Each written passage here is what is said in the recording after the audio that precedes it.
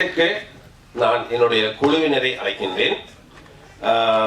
இந்த எங்களுடைய விட்வா அமைப்பின் கௌரவ வைஸ் பிரசிடென்ட் உப தலைவர் ராமகிருஷ்ணன் பொன்ராஜ் மேடைக்கு வாங்க. Deputy president Chandran, Nagaraj, Mariappan, general secretary Antony Thomas இங்கே வாங்க மேடைக்கு. ஜாயிண்ட் செக்ரட்டரி சகோதரி அனிதா நாகா, ட்ரெஷரர் பொருளாளர் ஆனந்தராஜ் மற்றும் லவ்லி ஆனந்த், யாத்திரன் வாங்க. எல்லோரையும் ஒன்றாக அழைக்க முடியாது, நாங்கெல்லாம் சேர்ந்து எங்களுடைய கெஸ்ட்களை வெல்கம் பண்ணுவோம். ஓகே சார், எங்களுடைய அவர் சொன்ன மாதிரி மாபெரும் இசையமைப்பாளர். உண்மையில எனக்கு ஒரு ரொம்ப ப்ரே பண்ணினார் இறைவன்கிட்ட. நான் இறை நம்பிக்கை அதிகம் சார். மரத்திலிருந்து விழுவுகளை இலை கூட இறைவன் அழைத்தான் விழுது நம்பர் ஒருவன். ரொம்ப ப்ரே பண்ணினேன், கவலைப்பட்டேன். இந்த மாநாட்டுக்கு யாரு நம்மளோட விட்வா சாங்க ரிலீஸ் பண்ற யாரு? உண்மையிலே சூப்பர் ஸ்டார் ரஜினி சாரை நடிக்க வைக்கத்தான் நான் 10 வருஷமா பிரார்த்தனை செஞ்சு இருந்தேன். பயத்துல அவர்கிட்ட கேட்கவும் இல்லை, அவருடைய அண்ணன்கிட்ட போனேன். இறைவன் உங்களையும் என்னையும் படைத்த இறைவன் ஓகே சொல்லி யாருக்குமே நடிக்காத சூப்பர் ஸ்டார் ரஜினி சாருடைய அண்ணன் சத்யநாதன் சார் எனக்கு நடிக்க வந்தாரு. உங்களுடைய பேரரசு சார், என்னுடைய அன்புக்குரிய இயக்குனர், எனக்கு அவர் ஒரு குரு. நான் அவர்கிட்ட சொல்லியிருக்கிறேன் எப்படி குருண்டு. திருடி 7 நாள் அவர்கிட்ட நான் பயிற்சி எடுத்திருக்கேன், அவருக்கு தெரியாம பழனி படத்துல. ஸோ அவர் கூட கேட்டார், எப்படி நீங்க சூப்பர் ஸ்டார் ரஜினி சார் அண்ணன் சத்யநாதன் சார் எப்படி நடிக்க வச்சீங்க, என்ன மேஜிக், என்ன மந்திரம் தந்தீங்க பாவச்சின்னு சொல்லி மாம்பழத்துடைய ஓடியில் சொல்லி சொன்னார். ஸோ அது மாதிரி ஏதோ இறைவனுடைய அருள் செயல் சார் வந்திருக்கிறார். இவர் 4 முகத்தில் 4 வடிவத்தில் என்னை தருகிறார். எங்களுடைய இசைஞானி இளையராஜாவின் தம்பியாக தெரிகிறார். வெங்கட் பிரபு பிரபல இயக்குனர், அவருடைய தந்தையாக அது ஒரு கலரில் தெரிகின்றார். நான் ரொம்ப நேசிக்கின்ற பிரேம்ஜியினுடைய தந்தையாக தெரிகின்றார்.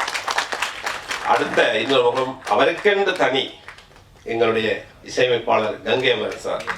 இந்த 4 வடிவங்களை கொண்ட எங்களுடைய கௌரவ இசையமைப்பாளர் கங்கை அமரன் அவர்களை நாங்கள் மேடைக்கு அழைக்கின்றோம். மாபெரும் இயக்குனர்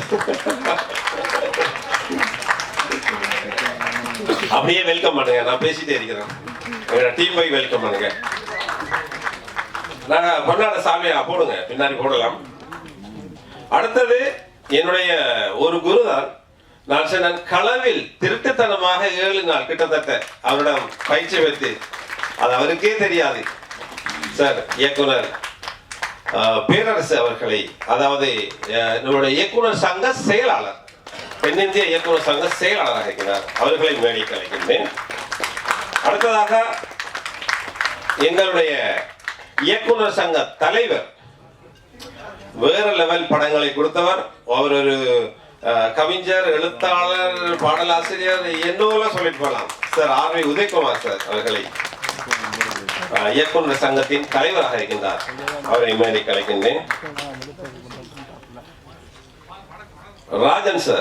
ராஜன் சாரை முதலாக அழைக்க வேண்டிய நான் அப்படியே அந்த வரிசையில் அழைச்சிட்டேன். எங்களுடைய தயாரிப்பாளர், விநியோகஸ்தர் டிஸ்ட்ரிபியூட்டர் தங்க தலைவர் ராஜன் சார் அவர்களை மேடைக்கு அழைக்கின்றேன். என்னுடைய அருமை நண்பர், நெருங்கிய நண்பர் மணிபாரதி இயக்குனர். தற்போது மல்லி சீரியல் போயிட்டு இருக்கும் சன் டிவியில 10:30 போகும். மல்லி சீரியலுடைய இயக்குனர். ஒரு 4-5 படங்களில் டைரக்ட் பண்ணியிருக்கின்றார். முதல் படமே ஏவிஎம் அவருடைய. எல்லாரும் உட்கார வைங்க அப்படியே. ரைட்.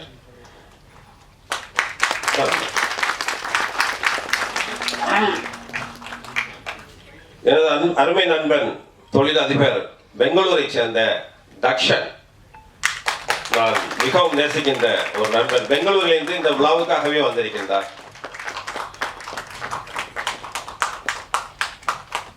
தக்ஷன் அவர்களை வரவேற்கின்றேன். அன்புக்குரிய என்னுடைய இன்னொரு நெருங்கிய நண்பர், மெடிக்கல் நிறுவனம் ஒன்றின் தலைவர் ரஜினிகாந்த் அவர்களை மேடைக்கு அழைக்கின்றேன். எல்லாரும் சூப்பர் ஸ்டார் ரஜினிகாந்த் டக்குன்னு ஒரு கண்ணம் சில முகம் மாறிச்சு. எங்களுடைய அன்புக்குரிய பிஆர்ஓ சங்க தலைவர் நேற்று கூட நான் பார்த்துட்டு கொஞ்ச நேரம் பேச முடியாம போய் கவலைப்பட்டுட்டு போனேன். ஐயோ சாரோட பேசலையே அப்படின்னு. எங்களை இன்று வந்திருக்கிறார் விஜய முரளி சார் அவர்களை மேடைக்கு அழைக்கின்றேன். போஸ் வெங்கட் நடிகர் இன்னும் வரவில்லை, வருவதாக சொல்லியிருக்கின்றார். ரவி மரியா வில்ல நடிகர் வருவதாக சொல்லியிருக்கின்றார். இஸ்மாயில் என்னுடைய நெருங்கிய நண்பர், ஒரு 8-10 படங்களை தயாரிக்கின்றார். இஸ்மாயில் இயக்குனர், அவரை மேடைக்கு அழைக்கின்றேன். இந்த நீங்கள் பார்த்த பாடல் விட்வா பாடல், விட்வா விட்வா என்ற ஒரு பாடலை பார்த்திருப்பீர்கள். அந்த பாடலின் இசையமைப்பாளர் அவர் இலங்கை சேர்ந்தவர், இலங்கையில் பிரபல இசையமைப்பாளர் ஜமீல். எங்களுடைய இப்போது பாடினார், சற்று முன்னர் எங்களுடைய கங்கைமரன் சாருக்காக ஒரு பாடல் பாடினார். ஜமீல் அவர்களை மேடை கலைக்கின்றேன். அவர் ஒரு பாடகர். அடுத்ததாக விட்வா தயாரித்து முடிந்து அந்த படம் முடிந்து விட்டது. அதை பத்தி நான் பின்னாடி பேசுகின்றேன். அந்த படம், அதாவது கருப்பு உடன்படிக்கை படத்தினுடைய தயாரிப்பாளராக அறிமுகப்படுத்தியுள்ள எங்களுடைய பனங்குடி மணி அவர்களின் உறவினர்கள் நண்பர்களான சகோதரர் நண்பர் RM அர்ஜுனன், பாலயோகி அவர்களை மேடைக்கு அழைக்கின்றேன். வெங்கடேசன் சகோதரர் அன்பு நண்பர் வெங்கடேசன், இவர்கள் 3 பேரையும் மேடைக்கு வருமாறு அன்புடன் அழைக்கின்றோம். டாக்டர் சுஜித்ரா, நாம் சோழர்கள் அமைப்பின் கௌரவ செயலாளர், இன்டர்நேஷனல் சர்வதேச அமைப்பு நாம் சோழர்கள் அமைப்பின் செயலாளர் சுஜித்ரா, அவர் ஒரு டாக்டர், அவரை மேடைக்கு அழைக்கின்றோம்.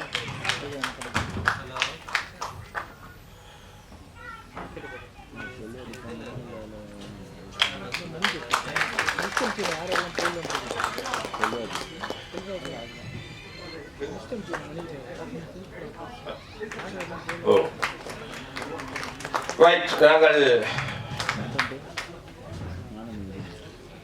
மிகவும் சுருக்கமாகவும் அதே நேரமும் கலகலப்பாகவும் ஒரு சினிமா படம் பார்ப்பது போன்று இந்த நிகழ்ச்சியை நடத்த வேண்டும். என்றால் நாங்கள்லாம் சினிமாக்காரர்கள். ஒரு சின்ன அறிமுகம், என்னை பற்றி ஒரு சின்ன அறிமுகம் கட்டாயம் கொடுக்க வேண்டும். என்னுடைய விட்வா உறுப்பினர்களுக்கு தெரியும், சிலருக்கு தெரியாது. நான் இலங்கை சேர்ந்த ஒரு இலங்கை தமிழன். நான் இலங்கையிலே ஒரு புலனாய்வுத்துறை இன்ஸ்பெக்டர். ஒவ்வொரு நாட்டிலும் ஒவ்வொரு புலனாய்வுத்துறை இருக்கும். இந்தியாவினுடைய ரா, அமெரிக்காவினுடைய CIA, இஸ்ரேலுடைய மொசாட், இப்படி ஒவ்வொரு நாட்டுக்கும் இலங்கையினுடைய புலனாய்வுத்துறை NIB, நேஷனல் இன்டெலிஜென்ஸ் பியூரோ, அதனுடைய ஒரு இன்ஸ்பெக்டர் நான். அதிலிருந்து வெளியேறி விலகி சினிமா துறையில் நுழைந்து இறைவன் இந்த மேடையில் இங்கே அமர வைத்துள்ளான். மாம்பழ திருடி என்னுடைய 6வது படம். 7வது படம், நாங்கள் விட்வா தயாரிக்க போற முதலாவது படத்தின் அறிமுகம் ஒன்று இருக்கின்றது. அந்த படத்தின் கதாநாயகனாக நாங்கள் பிரபலமான இலங்கையின் ஒரு தொலைக்காட்சியின் பிரபலமான ஒருவரை அறிமுகப்படுத்த போகின்றோம். விட்வா தயாரிக்கின்ற முதல் படம். ஒரு விஷயத்தை மட்டும் நான் வாக்களிக்க விரும்புகின்றேன். விட்வா என்ற அமைப்பிற்கூடாக நானே எல்லா படங்களையும் இயக்கப் போவதில்லை. அது சுயநலமாகிவிடும். நான் இயக்குனராக இயக்கும் ஒரு படம் விட்வாவிற்கூடாக என்றால் நான் நினைக்கின்றேன் ஒரு படம், அதாவது விட்வா தயாரிக்கின்ற முதல் படம். அந்த படம் என்ன என்று நாங்கள் அதனுடைய போஸ்டரை வெளியிடுவோம், அப்போது சொல்கின்றேன். ஏனென்றால் விட்வா ஒவ்வொரு வருடமும் 2 படங்களை தயாரிக்க போகின்றது. 10 படங்களை வெளியிட போகின்றது. மொத்தம் 12 படங்கள். சோ இந்த 2 படங்களை எங்களுடைய விட்வா அமைப்பில் இருந்து யாரோ 2 இயக்குனர்களை உருவாக்க போகின்றோம், 2 ப்ரொடியூசர்களை உருவாக்க போகின்றோம். சோ இவ்வாறு ஒவ்வொரு படத்திலும் பல வில்லன்களை உருவாக்க போகின்றோம், பல நடிகர்களை, பல கதாநாயகிகளை. எங்களால் முடிந்த வரை நாங்கள் ஒரு கூட்டணியாக இருந்து இந்த முயற்சிகளை நாங்கள் செய்ய போகின்றோம். இன்றைய தேதி வரைக்கும் கிட்டத்தட்ட 11,000 நெருங்கிவிட்டது விட்வாவினுடைய உறுப்பினர்கள். இந்த விட்வா உறுப்பினர்களில் 40 பேர், ஏற்கனவே 30 பேராக இருந்தது. எங்களுடைய சில தேவைகளின் காரணமாக 40 பேராக நாங்கள் அதிகரித்துள்ளோம். 40 பேர் இந்த அமைப்பினுடைய ஹைகமாண்ட் உயர்ப்பிடத்தில் இருக்கின்றார்கள்.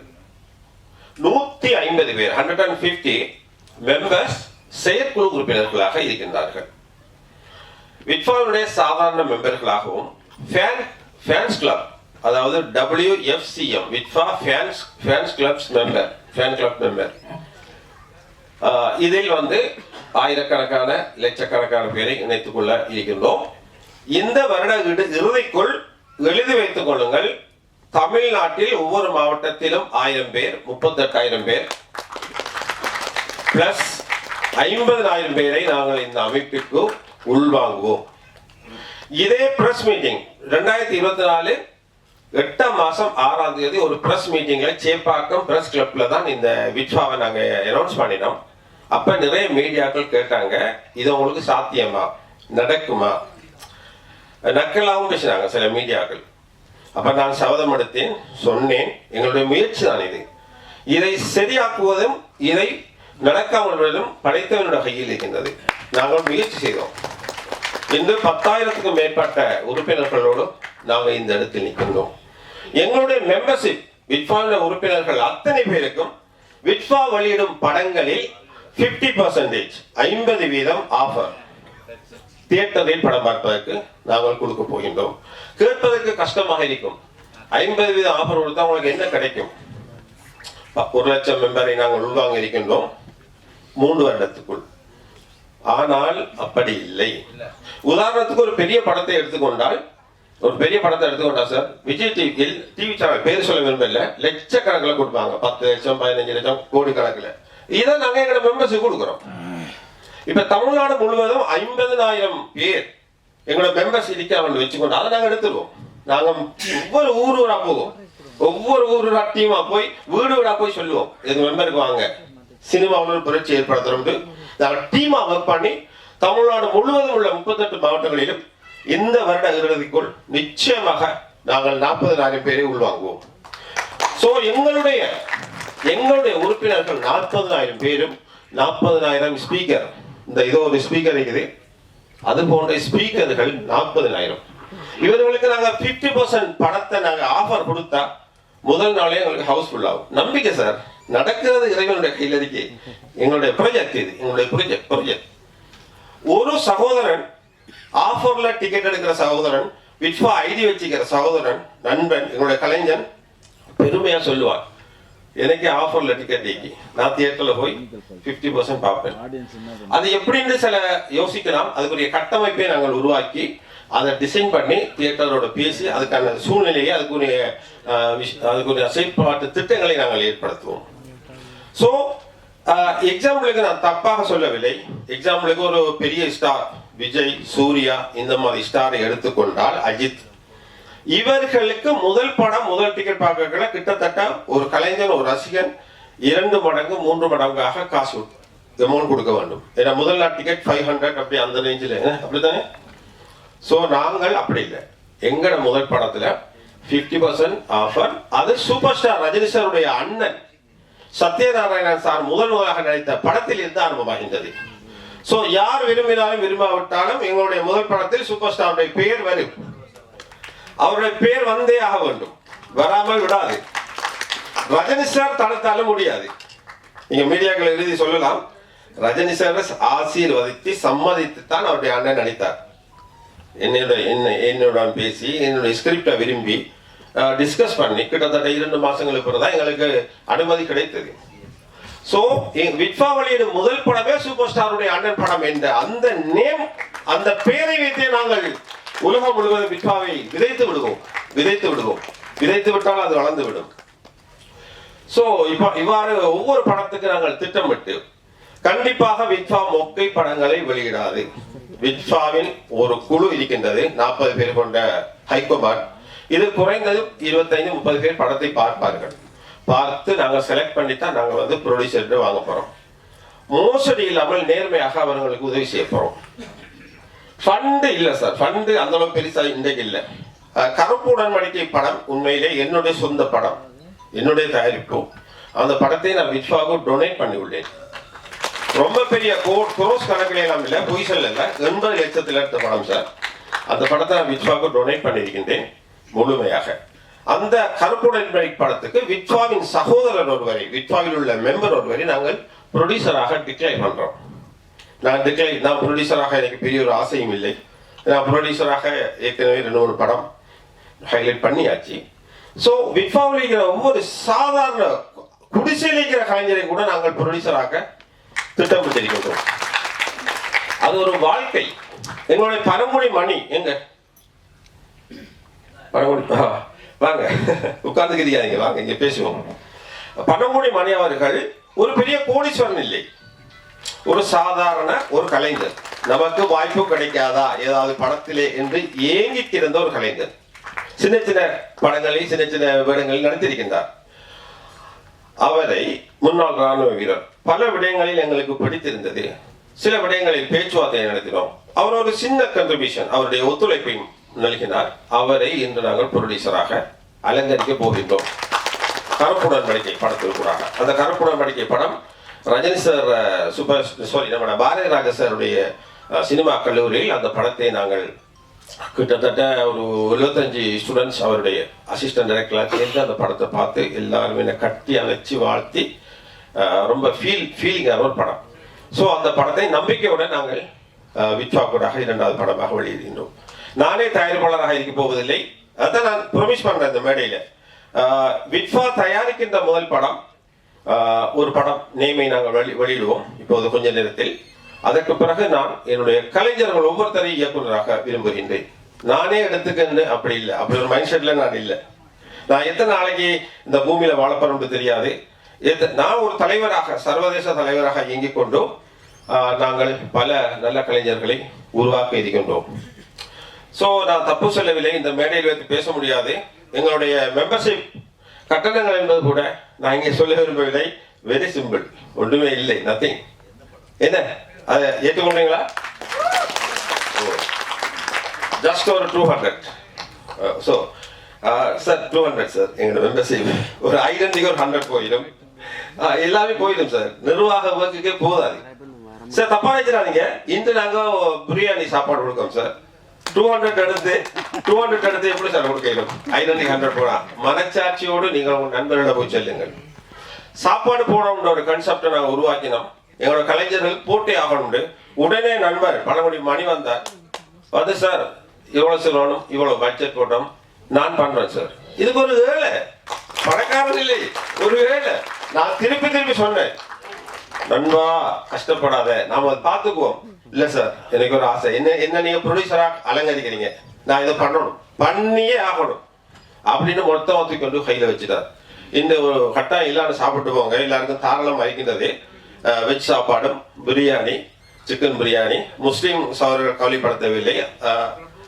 புகாரி ஹோட்டல் எடுத்துருக்கே. வாங்க சார். எங்களுடைய நடிகர், வில்லன் நடிகர், நான் பார்த்து பயந்திருக்கின்றேன், ரவி மதியாளர்களை அன்போடு அழைக்கின்றோம். வருவாரா இந்த யோசிச்சுட்டே இருந்தா வந்துட்டாரு. எல்லா புகழமுறையும் எனக்கு. சோ நானே பேசிக்க ஒன்று இருக்க முடியாது. 2-3 வார்த்தைகளோடு நான் என்னுடைய பேச்சை முடிக்கின்றேன். இங்கே வந்திருக்கின்ற அனைவரையும் நான் வெல்கம் பண்ணிவிட்டேன். விட்வாவுடைய கொள்கைகள் நிறைய இருக்கின்றது சார், கொஞ்சம் கவனிக்கணும் எல்லாரும் ப்ளீஸ். நான் உங்களுடைய எல்லாரும் வாட்ஸ்அப்புக்கும் சார் விட்வாவினுடைய கொள்கை பிரகடனம் சட்ட திட்டங்கள்ல பிடிஎஃப்ல நான் உங்களுக்கு வாட்ஸ்அப்ல அனுப்புறேன். நீங்க அதை பாருங்க சார். இவ்வளவு நேர்மையான ஒரு அமைப்பு இருக்குமா என்று. எந்த அளவுக்குண்டா இதுல ஃபவுண்டர் நான், தலைவர் நான். என்னை கூட இவர்கள் தூக்கி வீசக்கூடிய சட்டத்தை உருவாக்கி இருக்கின்றோம். ஹைகமாண்ட்ல இருக்கிற 40 பேரில் 3-2 பெரும்பான்மை, 3-2 பெரும்பான்மையோட என்னை வெளியிலே தூக்கி வீச முடியும். யாரும் தலைவர், செக்ரட்டரி, பொருளாளர் ஃப்ராடா இருந்தா கூட துணை செயலாளர் அல்லது துணைத் தலைவர் அல்லது ஜாயிண்ட் செக்ரட்டரி, இவர்கள் யாராவது ஒருவர் செயற்குழு 150 பேரை கூட்டி தலைவர், செயலாளர், பொருளாளர் ஃப்ராட் என்று சொல்லி 3-2 வாக்கெடுத்து இவர்களை வீச முடியும். யாரும் மோசடி செய்ய முடியாது, எதுவுமே பண்ண முடியாத அளவுக்கு மிகவும் கடினமாக எங்களுடைய அமைப்பை நாங்கள் எழுதி வைத்துள்ளோம், பதிவு செய்து வைத்துள்ளோம், சட்டத்தை அசையும் பண்ணியுள்ளோம் சார். இது என்ன விஷயம் சொன்னா சார், என்ன லைட்டா சொல்லிக்கிறேன். எங்க அப்பா ஒரு சமூக சேவகர், ஒரு பெரிய காலேஜ் ஒன்றின் பெரிய காலேஜின் தலைவர், பல பொதுநல அமைப்புகளின் தலைவராக இருந்து எங்களுக்கு சொல்லி தந்ததெல்லாம், நீ மரணிக்கும் போது ஒரு 40 பேர் அழணும், சொந்தம் இல்லாதவர்கள். இது எங்க அப்பா எனக்கு சொல்லி தந்தது.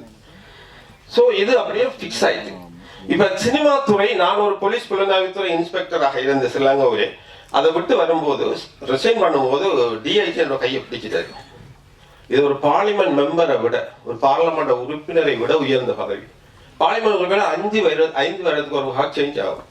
நீ டிஐஜி வரைக்கும் போகலாம். ஏன் முறை நான் சொன்னேன், சார் நான் சினிமாவில் சாதிக்க விரும்புகிறேன், சினிமாவுக்காக நீ இதை விடுறியா? இல்லை சார், இந்த பதவியில இருந்துக்கு நான் ஒரு 5000 10,000 சில ஏழைகளுக்கு உதவி செய்யலாம், கோடிக்கணக்கில் சம்பாதிச்சு கோடிக்கணக்கில் உதவி செய்ய விரும்புகிறேன், அதுக்காக தான் நான் போகிறேன். இது ஒரு நம்பிக்கை சார். சிலர் என்ன கோடிக்கணக்கில் சம்பாதிக்கிற சூப்பர் ஸ்டார் ரேஞ்சு பேசுறாரு, அப்படி இல்லை, ஒரு நம்பிக்கை. எல்லாமே நம்பிக்கை தான், எல்லாருமே நம்பிக்கையில தான். எல்லாருமே சாருடைய கடந்த கால வாழ்க்கை எல்லாரும் கஷ்டத்தில் இருந்து வந்ததுதான். சோ ஒரு நம்பிக்கையில் தான் நாங்கள் புறப்பட்டிருக்கின்றோம். இப்ப சொல்லுகிறேன், இந்த விட்ஃபா மாநாட்டில், முதலாவது மாநாட்டில் 2வது மாநாடு நேரு ஸ்டேடியம் அது ஒன்றுல நடக்கும். நிச்சயமா பெரிய லெவல்ல நேரு ஸ்டேடியம் சார், சார் நம்மளோட சீட் வச்சு நடந்த அது பேச 10,000 பேரு, more than 10,000 பேரு உட்காரலாம். சோ நேரு ஸ்டேடியத்துல பிளான் பண்ணிக்கலாம். இப்ப நான் சொல்றேன் சார், இன்ஷா அல்லாஹ் எழுதி வைத்துக் கொள்வோம், ஒரு 3 வருடத்துக்குள் என்னுடைய விட்ஃபாவில் உள்ள இந்த செயற்குழுவில் உள்ள 150 பேர் வீட்டிலையும் கடன் இல்லாத காரு இருக்க வேண்டும் என்பது என்னுடைய ஒரு ஆசை. அது நடக்குமா இல்லையான்னு தெரியாது, என்னுடைய கனவு சார். அதாவது செயற்குழு விட்ஃபாவில் எல்லா மெம்பருக்கும் பண்ண முடியாது. அந்த செயற்குழுல இருக்கிற 150 பேர்ல சார் 140 பேர் ஏழைகள் தான். பணக்காரர்களை நாங்க அந்த பணக்காரர்கள் வர மாட்டாங்க. இப்போ இவர் யார் ஒருவர் போய் சொல்றாங்க அப்படிங்கிற மாதிரி இளக்கலைஞர்கள் நம்பி வராங்க, ஏதோ பேசுறாங்க உண்மை இருக்கி அப்படின்னு சொல்லி. சோ அன்புல வந்த கூட்டம் தான் சார் இவங்கெல்லாம். நிறைய மீட்டிங் வச்சு ஒருத்தருக்காக ஒரு கலைஞனை ஒரு 200 ரூபாய் கொடுத்து மெம்பர் ஆக்கிறதுக்காக 3 மணி நேரம் பேசிக்கிறேன் சார். வைஃப் அவங்களுக்கு தேவையா? இது எத்தனை வேலை இருக்கு? இது யதார்த்தமான ஒரு குழுவை உருவாக்குவதற்காக நான் போராடி கொண்டிருக்கின்றேன். என்னமா தெரியும் உங்களுக்கு எல்லாம்? யாரு? ரெட்டி, ஹைதராபாத்ல இருந்திருக்க எங்களோட ஹைகமாண்ட் மெம்பர் உயர்பட தர்ஷினி ரெட்டி. அவவே ஒரு நாள் சொன்னா, சார் ஒரு ஆளுக்காக நீங்க இவ்வளவு ஹவர் கணக்கில் பேசுறீங்களா? சார் இது ஒரு சேலஞ்சிங்ல போகுது சார். தப்பா நான் பேசுறோம், அதிகம் பேசுறோம் தெரியாது. ஒரு சேலஞ்சிங்லையும் ஒரு நம்பிக்கையிலையும் நிச்சயமாக ஏழை கலைஞர்களை மனசில் வைத்து நாங்கள் ஒரு செயற்திட்டத்தை செய்து கொண்டிருக்கின்றோம். இறைவன் பல வெற்றிகளை. தக்ஷன் தொழிலதிபர் அந்த மிஸ்டர் நண்பர் தக்ஷணாமூர்த்தி பெங்களூர்ல இருந்து வந்திருக்கிறார். நிச்சயமாக எங்களுடைய விட்ஃபாவுக்கு அவர் ஒரு கோப்ரொடியூசராக வருவார் அடுத்த படத்துல என்ற நம்பிக்கை ஒன்று இருக்கு. அவருக்கு ஒரு படம் எடுக்கிறது ஒன்றுமே இல்லை, நத்திங். அவர் யாருன்னு தெரியும். ஜஸ்ட் இப்படி ஒரு மாநாடு சொன்ன உடனே அடுத்த வினாடி எனக்கு ஒரு செக் எழுதினாரு. அவர் சொன்னாரு ஒரு 15,000, ஒரு 15,000. பெனருக்கு எவ்வளவு வரும் கேட்டாரு. பெனருக்கு ஒரு 15,000. ரைட், உடனே இடத்துல நான் நிறைய செய்யறேன். என்ன அப்ப அந்த நேரம் இப்ப நாமளும் குரோஸ் கணக்கில் போட்டு படம் எடுத்திருக்கிறோம். ஆனா அந்த 15,000 எனக்கு 15 கோடி மாதிரி தான் தெரிஞ்சுக்கு. ஏன்னா ஒரு அன்புல வந்த அந்த படம் அது. அவருடைய முழு அன்பும் அந்த கண்ணுல தெரிந்தது. இந்த முகத்தை பார்த்து ஒரு புன்னகைத்தார், நான் உங்களுக்கு நிறைய பண்ணுவேன் இப்போதைக்கு இது அப்படின்னு. சோ அந்த செக்கை நான் பார்த்து அப்படி சந்தோஷப்பட்டு இருந்தேன். விட்ஃபாவில் நடக்கப்போற முதலாவது மாநாட்டுக்கு ஒரு அழகான செக். அந்த செக்கை போட்டோ எடுத்து அப்படியே அதை பிரிண்ட் பண்ணி வச்சிருக்கேன். செக்கு போச்சு, பேங்க் போய் காசு ஆயிடுச்சு. போட்டோ இப்போ இருக்கு, மறக்க முடியாது. விட்ஃபாவுக்கு கிடைச்ச முதலாவது ஃபண்டிங் அப்படின்னு சொல்லி. சோ நாங்க யாரையும் விட மாட்டேன். நான் ஒரு சத்யநாராயண் சார், சூப்பர் ஸ்டார் அண்ணன் சார், அவருக்கு ஒரு சொல்லிட்டேன், சூப்பர் ஸ்டாருக்கு அறிவிச்சிட்டேன், போனிச்சோ தெரியாது, உங்களையும் விட மாட்டோம் விட்ஃபாவுக்கு. அதுக்காக யாரையும் நெருக்கடி கொடுக்க போறது இல்லை. சோ பல கம்பெனிகளோட பேசிக்கிறோம். இலங்கையினுடைய புலம்பெயர் தமிழர்கள் உலகம் முழுவதும் மல்டி பில்லியனர்களாக இருக்கின்றார்கள். எக்ஸாம்பிளுக்கு ஒன்றுதான் நம்ம இப்ப எல்லாம் பாக்குற லைக்கா சுபாஸ்கர். அது நீங்க பாக்குற ஒன்று. லைக்காவை விட பல்லாயிரம் கோடி சொத்துக்களோடு இருக்கிறார்கள் நிறைய பேர், அதுல நண்பர்கள் இருக்கிறார்கள். சோ இவர்களை எல்லாம் விட்ஃபா டீமாக நாங்க போய் சந்திச்சு அவனோட மனசை மாற்றி விட்ஃபாக்குள்ள கொண்டு வருவோம். சோ விட்ஃபா இப்ப எக்ஸாம்பிளுக்கு அடுத்த படம் பெரிய பட்ஜெட் இல்ல சார், நான் இப்போ அதை நாங்கள் வெளியிட போகிறோம், அந்த போஸ்டரை வெளியிட போகிறோம், அந்த டைட்டில் வெளியிட போகிறோம். அந்த டைட்டிலே ஒரு மயக்கம் இருக்கு. ஒரு விஜய் டிவியில் பிரபலமான ஒருத்தரை, ஒரு சாதாரண கலைஞரை நாங்கள் ஹீரோவை அறிமுகப்படுத்த போகிறோம். சார் பயங்கரமான வில்லன் வருவார் அதில். எஸ், ஒரு மெடிக்கல் கம்பெனியின் தலைவர் வருவார், மிரட்டுவார். அதோட பேரை சொல்லிடுறேன். எக்ஸ்பயர் மருந்து, காலாவதியான மருந்து படத்தின் பேரு. எக்ஸ்பயர் மருந்து, எக்ஸ்பயர். எஸ், இந்த கதையை சொல்லும் போது, அந்த விஜய் டிவியில் சொல்லும் போது கொஞ்சம் அப்படியே முகமெல்லாம் மாறிட்டு, சார் இந்த மெய் சிலுக்குது அப்படின்னாரு. அந்த அந்த அந்த அந்த அந்த அப்படி இருக்கும் அந்த ஸ்டோரி. எஸ், ஸோ சார் வந்து விடமாட்டோம். ஆனா நீங்க கேட்கிற சம்பளம் தர முடியாது எங்களுக்கு. நாங்களா ஒரு சம்பளத்தை பிக்ஸ் பண்ணிட்டு கூட வருவோம். ஏன்னா சார் உங்களோட ஃபேஸும் உங்களோட அந்த ஆக்டிங்கும் அந்த படத்துக்கு வேணும். ப்ளீஸ் நீங்க கோஆபரேட் பண்ணுங்க, எல்லாரும் கோஆபரேட் பண்ணுங்க. நிச்சயமாக பிட்ஃபா அடுத்த வருடத்தில் இதை நான் எனக்கு சொல்ற தேவையில்லை, நான் முடிச்சிடுறேன். பேச்சாளர்கள் பேசணும். பிட்ஃபாட கொள்கை பிராணம் அப்படின்றத இருக்குது. நான் உங்க எல்லாருக்கும் வாட்ஸ்அப்புக்கு அனுப்புறேன். நீங்க கொஞ்சம் வாசிங்க, 5 பக்கங்கள் தான். அதுல பாருங்க என்ன தப்புகள் இருக்காங்க. ஸோ எல்லாருக்குமே பிடிமான வைத்திருக்கின்றோம். யாரும் திருட முடியாது, களவாட முடியாது, நேர்மையாக செயல்பட வேண்டும். அடுத்தது கதிரையை சூடாகுகின்றவர்கள். கதிரை சிலங்கோல ஒரு மினிஸ்டர் இருந்தார், மரணித்து விட்டார். கதிரையை சூடாக்குறன்னு சொல்லுவார் பார்லிமெண்ட்ல. கதிரையை சூடாக்குறவங்க, அந்த கதிரையை சூடாக்குறவங்க அந்த ஹைகமாண்டுக்குள்ள இருக்க முடியாது. 40 பேருக்குள்ள செயற்திறன் உள்ள செயல் வீரர்கள். அது யாரா இருந்தாலும் உடனே தூக்கி வீசி விடுவோம். நாங்க 3 பெரும்பான்மை கூட, நான் தனியாக யாரையும் வீச முடியாது, அப்படி எழுதிக்கோம் சட்டத்தை. ஸோ ஓகே, நான் சகோதரி கல்பனா எங்களுடைய அமைப்பின் ஹைகோமாண்டில் இருக்கிறாங்க, உயர்போட உறுப்பினராக. ஸோ அவருடைய கையில கொடுக்கின்றேன். அவங்க சரியாக அந்த நிகழ்ச்சி ஷெட்யூலை நான் கொடுக்கல, அதனாலதான் இப்ப நான் சில விஷயங்களை பேச வேண்டியிருக்குது. அடுத்ததாக நாங்கள் பேசுவதற்காக நீங்க பேசுங்க, சொல்லிடுங்க. ஓகே, சிறப்பான ஒரு வரவேற்புரையாற்றிய நமது ரசீம் சார் அவர்களுக்கு மனமார்ந்த நன்றி.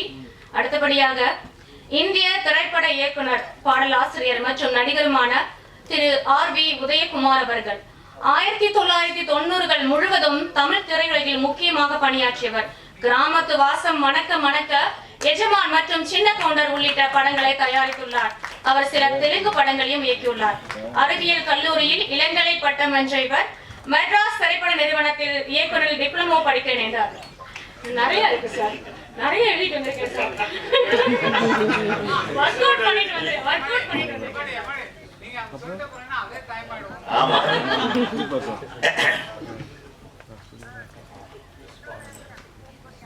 புஷ்பாவா?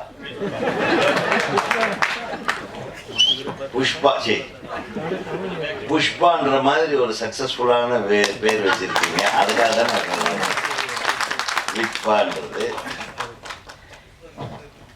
நல்ல வேலை, இதாவது புதுசா திருப்பி ஏதாவது சங்கம் ஆரம்பிக்கிறாங்களோ டென்ஷன்லயே வந்து பார்த்த உடனே டென்ஷன் ஆயிட்டேன். ஏற்கனவே பரபரப்பா ஓடிக்கிட்டு இருக்குது. இன்னொரு சங்கம், அந்த சங்கம்னு இருக்கிற சங்கத்தில் இருக்கிறவங்களுக்கே வேலையை காணும். சரி, நீங்க புதுசா ஒரு சங்கம் ஆரம்பிச்சிருக்கீங்க. எங்க ரசீம், நீ பேசிட்டே இருக்கிறியப்பா.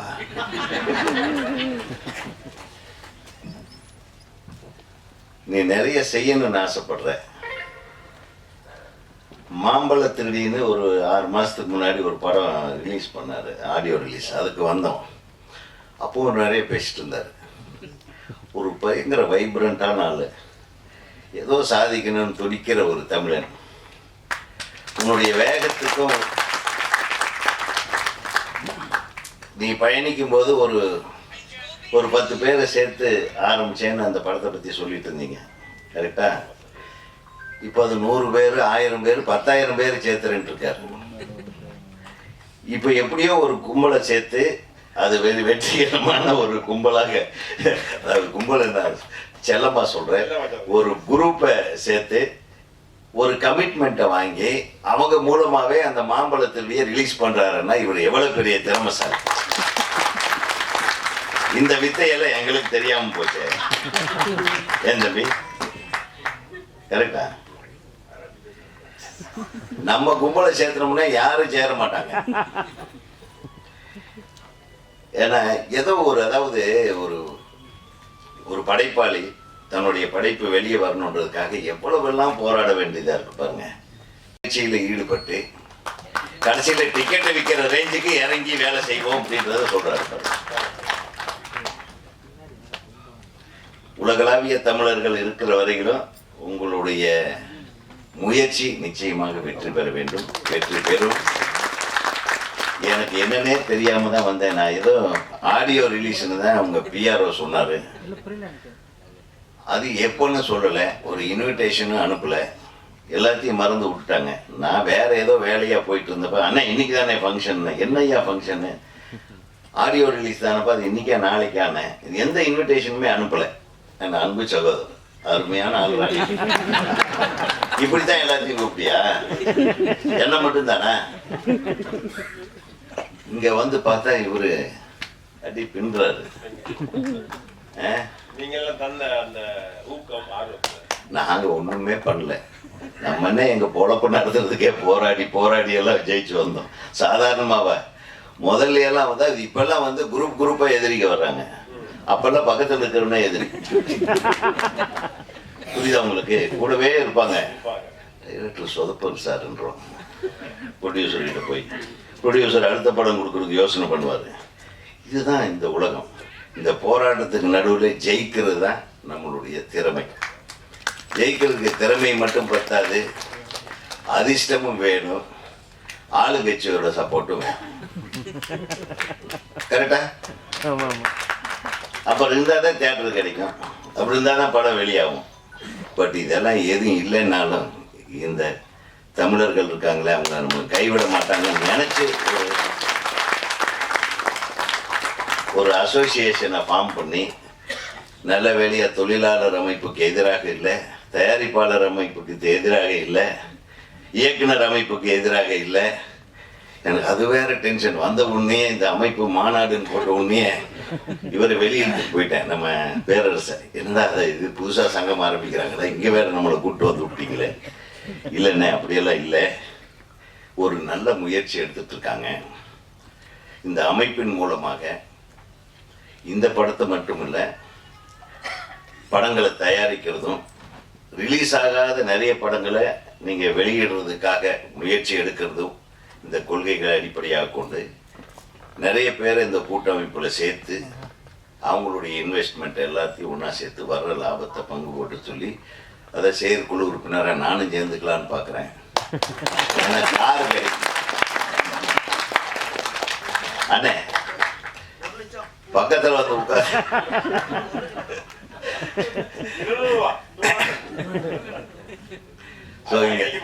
எல்லாருமே வந்து செயற்குழு உறுப்பினருக்கு பணம் கட்டிருங்க. எத்தனை பேருப்பா? செயற்குழு 150 சார். 150ன்னா 50 பேர். அது எப்படி செலக்ட் பண்ணீங்க? குழுக்கள் இல்லையா? இல்ல 5000 10,000 பேர் வந்தா எப்படி செலக்ட்? நாங்க செயற்குழு தான் உருவாக்கினோம். சரி, அந்த செயற்குழுல இருந்து 30-40 பேரை சூஸ் பண்ணி தான் உயிர் கொடுத்துருக்கு. Very good. தமிழ்நாட்டில் இல்லாத வேர்ட் இதெல்லாம் கூட இருக்கு. ஒரு கூட உறுப்பினர்கள் இப்ப மெம்பர்ஸ் அதுல ஃபேன்ஸ் கிளப். நன்றி. அதில் இன்னொரு வார்த்தை சொன்னார் தம்பி, இதில் தயாரிக்க போகிற படங்களை எல்லாத்தையுமே நானே டைரக்ட் பண்ண போகிறதில்ல, புதியவர்களுக்கு வாய்ப்பளிக்கிறேன்னு சொன்னார். அந்த இடத்துல தான் எனக்கு கொஞ்சம் சந்தோஷம் ஜாஸ்தியாக. ஏன்னா தமிழ்நாடு திரைப்பட இயக்குனர் சங்க தலைவர்கள் முறையில் நீ கூப்பிட்டு இல்லையா, நாங்கள் வந்தோம் இல்லையா, அதுக்காக நான் சொல்கிறத நீ கேட்கணும். நல்ல கதையோடு வர்ற எங்கள் இயக்குனர் சங்க உறுப்பினர்களுக்கு நீ வாய்ப்பு கொடுத்தா மட்டும்தான் அடுத்து நீ நடக்கிற மாநாட்டிலேயே நாங்கள் வருவோம், இல்லைன்னா வரமாட்டோம். கரெக்டா? நல்ல கைத்தட்டு. அதாவது இந்த வார்த்தையே இந்த மாநாட்டுக்கு கிடைச்ச வெற்றி. நான் என்ன சொல்றேன்னா, நீ டைரக்ட் பண்ணு, நல்லா பண்ணு, உன்னுடைய வெற்றியை தொடர்ந்து அடுத்தவர்களை வெற்றியாளர்களாக மாற்றுவேன் என்று சொன்ன வார்த்தை எனக்கு பிடித்திருந்தது. அந்த வெற்றியாளர்கள் ஏன் எங்கள் இயக்குனர் சங்கத்திலிருந்து வரக்கூடாதுன்னு நான் கேட்குறேன். அதான் சொல்லுங்கள். ஸோ அதை வந்து நீங்கள் அதை முறைப்படி அதை சரியாக செயல்படுத்துங்க. இன்னும் பெரியவங்கெல்லாம் இருக்காங்க. இப்போ என்ன அடுத்தது என்ன நடக்க போகுது? அடுத்தது இந்த சார் வந்து எங்களை இசையமைப்பாளர். ஆமா, எங்க அண்ணன். ஆனா என்னுடைய ஒரு ரிக்வெஸ்ட், இல்ல குயிக்கா முடிப்போம் சார், 1 ஹவர்ல முடிச்சிடுவோம் எல்லாரும் உட்கார்ந்து. இல்ல இப்போ என்ன அடுத்து என்ன ஆடியோ ரிலீஸா? இல்ல விக்வா சாங் ரிலீஸ் பண்றோம். விஜய் ஃபேமஸா இப்போ ரிலீஸ் ஆயிடுச்சே, வந்து பார்த்தோமே. செய்தி ஓகே. அதெல்லாம் இந்த இசை சம்பந்தப்பட்ட விஷயங்களை ரிலீஸ் பண்றதுக்குன்னு ஒரு மிகச்சிறந்த இசைஞானியோடைய இனிய தம்பி அண்ணன், எங்களுடைய அண்ணன் வந்து கங்கை அமரன் அவர்கள் இருக்கிறார்கள். அவர் என்ன ஒரு சாதாரணமான ஆளே கிடையாது. அவர் இயக்குன படம் தான் தமிழ்நாட்டு வரலாற்றிலேயே அதிக நாள் ஓடின படம் கரகாட்டக்காரன். டைரக்டர்லேயே நம்பர் 1, அவ்வளோதான். அந்த கரகாட்டக்காரன் அதாவது கிட்டத்தட்ட அதுக்கு முன்னாடி வந்து அம்பிகாவதி, அமராவதி, நம்ம பாகவதர் படங்கள்லாம் வந்து வேற வழியே இல்லை, ஒரு 2 படம் தான் எடுப்பாங்க. அது மட்டும்தான் 4 வருஷம் ஓடிட்டு இருந்தது. பட்டு 100 நாட்கள் படம் கொடுக்குற அந்த காலத்தில் 175 நாள் கொடுக்குற படங்கள்ல அது வந்து 2 வருஷத்தையும் தாண்டி 300 நாள் 365 நாளைக்கு மேலே ஓடின படம் வந்து கரகாட்டக்காரன். ஸோ இயக்குனராக வந்து அவர் தான் நம்பர் 1. அதே மாதிரி நான் திரைப்பட கல்லூரியில் படிக்கிற காலத்தில் 1980, 81, 82, 83 எனக்கு வாத்தியாராக இருந்தவர் இலங்கையைச் சேர்ந்த, இலங்கையில் மிகப்பெரிய இயக்குனராக அங்கே வேலை செஞ்சார். இலங்கை தமிழ் சினிமா, இலங்கை சினிமாவின் தந்தை யார் தெரியுமா? மறந்துட்டு பாருங்க, நான் எடுத்து சொல்றேன். திரு நாயகம் அவர்கள். அவர் பேர்ல சிலையை வச்சிருக்காங்க. அவர் தான் இலங்கை சினிமாவின் தந்தை. அவர்கிட்ட வேலை செஞ்சவர் அவர். யாரு? ஏஎஸ்ஏ சாமி அவர்கள். புரட்சி தலைவர் எம்ஜிஆர் அவர்களை முதலாக ஹீரோவாக ஆக்கியவர் ராஜகுமாரி படத்தில். அதுக்கப்புறம் மந்திரி குமாரி, நிறைய படங்கள் எடுத்தவர். எங்கள் திரைப்பட கல்லூரியில் எம்ஜிஆர் அவர்கள் முதலமைச்சராக இருக்கும்போது அவர் வந்து இயக்குனர் துறை தலைவராக கொண்டு வந்து போட்டார். அவர்கிட்ட படித்தவனா. அவருக்கு பிடிச்ச பாட்டு எது தெரியுமா? பொன்மான தேடி நானும் போனேன், அண்ணன் போட்ட. அவர் அடிக்கடி அந்த பாட்டை பற்றி சொல்வார். அதான் சொன்னேன், அதாவது ஒரு மாபெரும் மேதை, இயக்குனர் மேதைன்னு சொல்லலாம். திரு ஏஎஸ்ஏ சாமி அவர்கள் மிகவும் ரசித்த பாடல் அந்த படமே கன்னிப்பருவத்தில் படம், இந்த பொன்மானை தேடி பாடணும். அப்புறம் இன்னொரு பாட்டு என்னது சொன்னீங்களே, நீங்கள் பாடுவீங்களே? இல்லை, மூக்குத்தி பூ மேலே. அண்ணே, நீங்கள் வந்து இந்த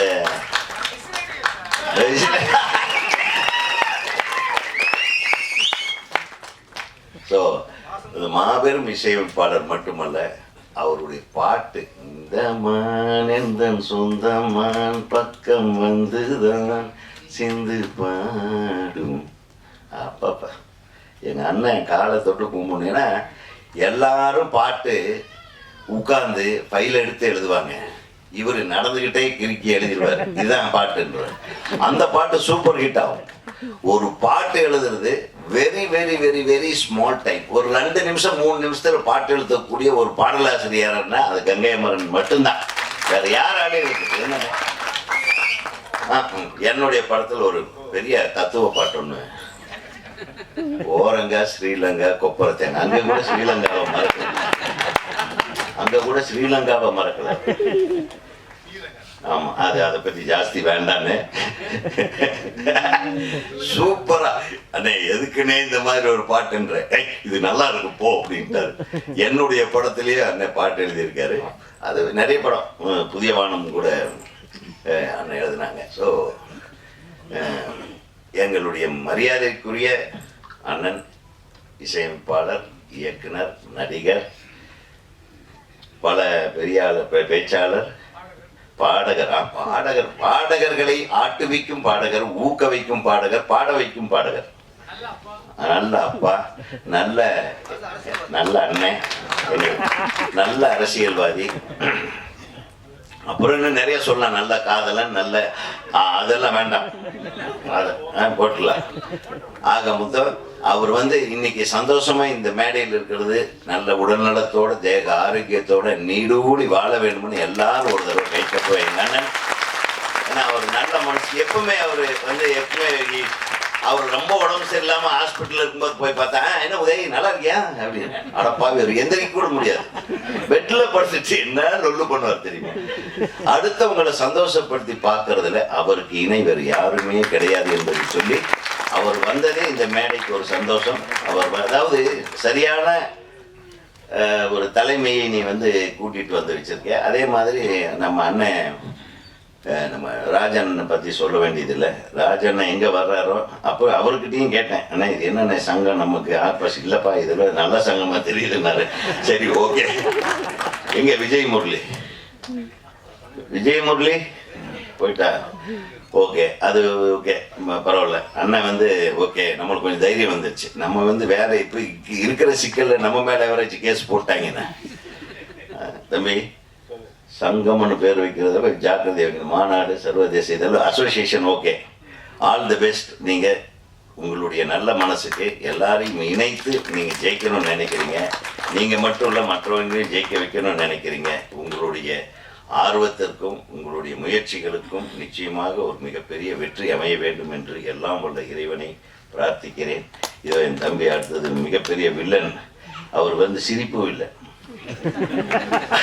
அவர் வந்து நான் சொன்னேன் நீ ரொம்ப வில்லனாவே நடிக்க கூடாது அப்படின்னு. ஏன்னா அவர் சிரிக்க வச்சு வில்லனா வர்றாரு பாருங்க, அதெல்லாம் அப்ளாஸ் தான். தம்பி வந்தாலே அப்ளாஸ். ஆமா. அப்புறம் உங்க அண்ணன் யாரு நம்ம பேரரசு வந்திருக்காருன்னா உங்க குருநாதர் வேறு சொல்லிட்டேன். அதுக்கு மேல நான் என்ன சொல்றது, என்னுடைய பேரை அவர், என்னோட அசிஸ்டண்ட்டுக்கு அவர் அசிஸ்டன்ட். அதனால அவர் வந்து இன்னைக்கு இளமை துள்ளலோட நீங்க ஒரு படம் எடுக்கணும்னா பேரரசு சார் கூட வச்சுக்கோங்க. அவர் நல்லா இப்ப அப்பா வேஷத்துல அண்ணன் வேஷத்துல அங்கிள் வேஷத்துல மாமா வேஷத்துல எல்லாம் நடிச்சிட்டு இருக்கிறாரு. மாமா தான் இப்ப ஈஸி, ரொம்ப கொஞ்சம் அந்யோன்யமா இருப்பாங்க ஹீரோக்கள் எல்லாம்.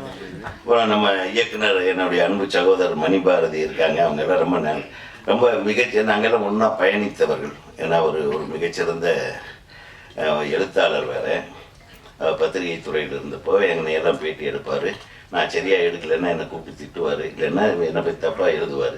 அது மாதிரி சரியாக திருத்திக்கிங்கன்னு சொல்லுவார். அது மாதிரி அதாவது ஒரு நேர்மையான மனிதர்கள் இருக்கிற இந்த மேடை நிச்சயமாக உனக்கு எல்லாம் வல்ல இறைவன் வெற்றியை தர வேண்டும் என்று கூறி உன்னுடைய விட்பா வெற்றிகரமான விட்பாவாக வளர வாழ்த்து கூடி விடைபெறுகிறேன். நன்றி வணக்கம்.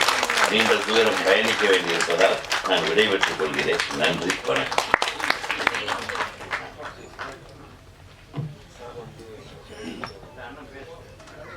நிகழ்வின் அடுத்தபடியாக விஃபா அமைப்பின் தேசிய கீதம் சிடியை இயக்குனர் ஆர்வி உதயகுமார் வெளியிட மாபெரும் இசையமைப்பாளர் திரு கங்கை அமரன் அவர்கள் பெற்றுக் கொள்வார். சரி, சின்ன திருத்தம், அவர் மாற்றிவிட்டார்.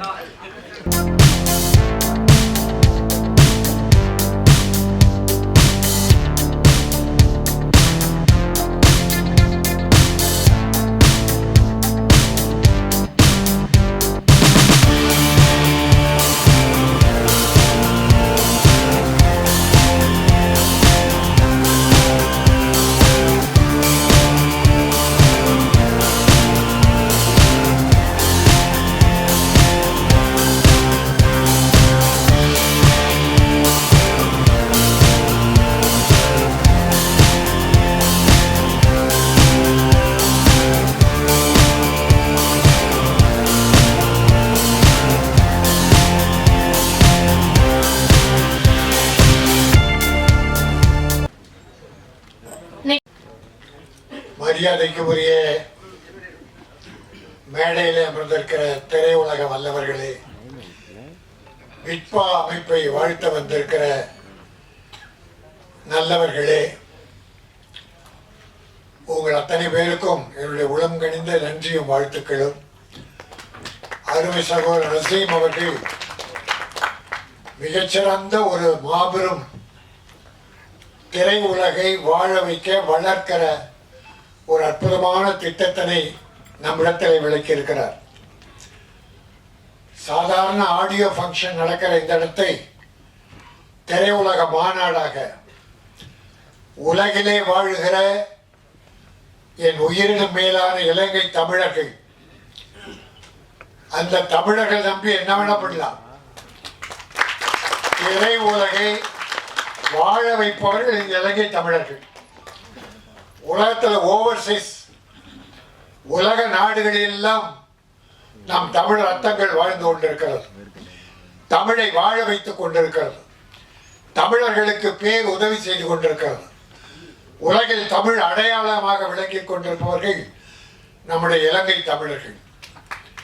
அவர்களெல்லாம் ஒன்று சேர்த்து தமிழ்நாட்டு தமிழர்களே அதிகமாக நம்பல சொன்னாரே தவிர ரசீம் உலக தமிழர்களின் ஒப்புதலோடு ஒற்றுமையோடு வீழ்ந்து கிடக்கிற இந்த சினிமாவை உயர்த்தி பிடிப்பதற்காக இந்த விட்வா அமைப்பை உருவாக்கி இருக்கிறார். நம்முடைய இப்பொழுது படம் எடுத்தது போட என்ன விடுப்பா. இப்ப எல்லாம் எப்படின்னா, நான் படம் எடுத்து காலியானது போதும், நொந்து போனது போதும், என் குடும்பம் அழிஞ்சது போதும், என்னை விடுப்பான்னு சொல்ற நேரத்துல விட்பான்னு ஒண்ணு அமைப்பாங்க. எல்லாரும் வாங்க, எல்லாரும் உள்ள வாங்க, வாழ வைப்போம், சினிமாவை வாழ வைப்போம், தொழிலாளர்களை வாழ வைப்போம், கலைஞர்களை வாழ வைப்போம் என்கிற ஒரு அற்புதமான திட்டத்தோடு இந்த மாநாட்டை நடத்தி கொண்டிருக்க ரசீம், ஜாக்கிரதையா பண்ணுங்க. அவ்வளவுதான். நிறைய சொல்லியிருக்கீங்க, சொல்றது வேற. சினிமாவில் நிறைய பார்த்துட்டோம். இந்த மேடையில் இருக்கிற அத்தனை பேரும், கங்கை மரன்ல இருந்து உதயகுமார், பேரரசு, மற்ற எல்லா சகோதரர்களும் பார்க்காத சினிமா இல்லை. எத்தனை பேர் வந்தாங்க, எத்தனை பேர் காணாம போனாங்க.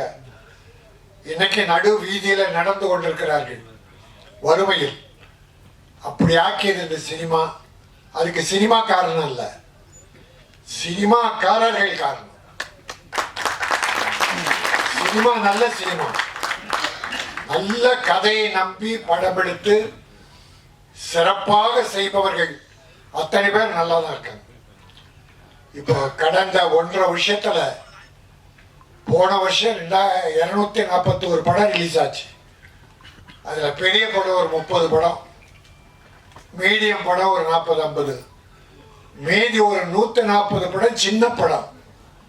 அதுல 15 படம் வெற்றி பெற்றது. ஆனா பெரிய படமே தோல்வி அடைந்தது. பெரிய பட்ஜெட் படம் தோல்வி, ஆனா சிறு முதலீட்டு படம் 15 படம் நல்ல வெற்றி. அப்படி நல்ல கதை அம்சத்தை கொண்டு கதாநாயகர்கள் நம்பி எடுப்பது வேற, கதையை நம்பி எடுப்பவர்கள் யாருமே தோல்வி கண்டதில்லை. ஆகவே உங்க எடுக்கிற படங்கள், எடுக்க வைக்கிற படங்கள், எடுக்க உதவி செய்கிற படங்கள் கதை இருக்க வேண்டும். பிறகு நடிகர்கள், டெக்னீஷியன் எல்லாம் அதை பார்த்துங்க. இந்த முயற்சி வெற்றி பெற்றால் தமிழ் சினிமா உலகில் ஓங்கி நிற்கும். மாம்பழ திருடி என்கிற ஒரு ட்ரெய்லரையும் போட்டு காட்டினாங்க. சாங் நல்லா இருந்தது. அந்த படம் வெற்றி பெற வேண்டும். உங்கள் முயற்சி அத்தனை வெற்றி பெற நாங்கள் துணை நிற்போம் என சொல்லி நன்றி கூறி விடைபெறுகிறேன். நன்றி.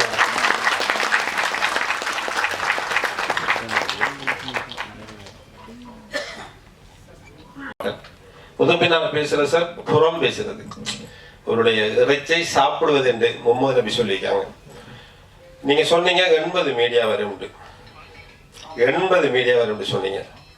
50 யூடியூப் சேனல், 20 வெப்சைட், 11 டிவி. எங்க இருக்கே 80? நான் உங்களுக்கு பட்ஜெட்டுக்கு ஓகே சொன்னேன், நீ சொன்ன பட்ஜெட்டுக்கு ஓகே சொன்னேன். இப்ப இது ஒரு சர்வதேச மாநாடாக நாங்க பண்ணோம். உலகம் முழுக்க செய்தி போகணும். எங்க இருக்கே 80 மீடியா?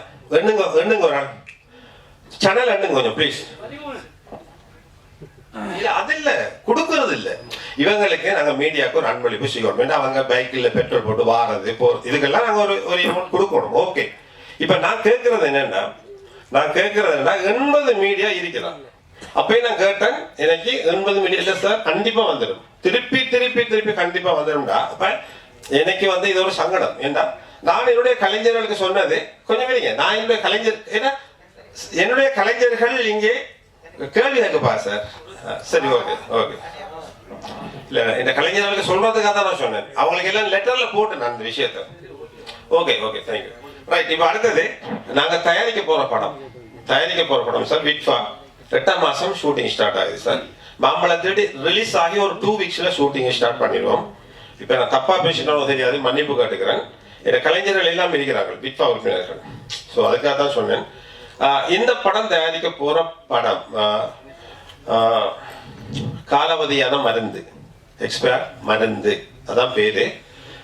நாஞ்சில் விஜயன், விஜய் டிவியில நாஞ்சில் விஜயன் ஒரு கலைஞன், ஒரு ஏழை கலைஞராக வந்து கொஞ்சம் கொஞ்சமா முன்னேறி உலகம் முழுக்க தெரியும். இப்ப இந்தோனேஷியாவில் ஒரு ப்ரோக்ராம்ல இருக்கிறார். இப்ப முடிஞ்சு ப்ரோக்ராம் வாரத்துக்கு ட்ரை பண்ணது, முடியல, டிக்கெட் கிடைக்கல. இப்ப நைட் 11 மணிக்கு இங்கே லேண்ட் ஆகி ஃபர்ஸ்ட்டுக்கு என்ன மீட் பண்றது. ஸோ அந்த போஸ்டரை அவருக்கு முதல் படம் விஜய் டிவியிலேருந்து நாங்கள் கொண்டு வந்து அவருக்கும் பல புகழ் பெற்ற அவரும் ஓரளவு புகழ் பெற்றிருக்கிறது. ஸோ அதை நாங்கள் பயன்படுத்தி கொள்கிறோம் விட்பா. ஸோ சூப்பரான ஒரு ஸ்கிரிப்ட்ல அவரை ஒரு கதையின் ஹீரோவாக நாங்கள் அந்த போஸ்டரை நீங்க எல்லாரும் சேர்ந்து வெளியிட்டுறோம் சார். நான் நினைக்கிறேன் நீங்க தான் அதுக்கு மெயின் வில்லன் சார். நீங்க எல்லாம் கொஞ்சம் சொல்லிடுங்க ராஜன் சார், கொஞ்சம் அமௌண்ட்களை பார்த்து வாங்க சொல்லி கொஞ்சம் ஃப்ரீயா பண்ணுவாரு. என்ன நான் போக்கஸ் பண்ணிட்டேன், அவர் தான் இதுக்கு வில்லன், பொருத்தமா இருக்கும், அந்த கதைக்கு பொருத்தமா இருக்கும் வில்லன். ஆனா நல்லவர் கொஞ்சம், ரைட்? அதை கொஞ்சம் லான்ச் பண்ணிடுவோம்.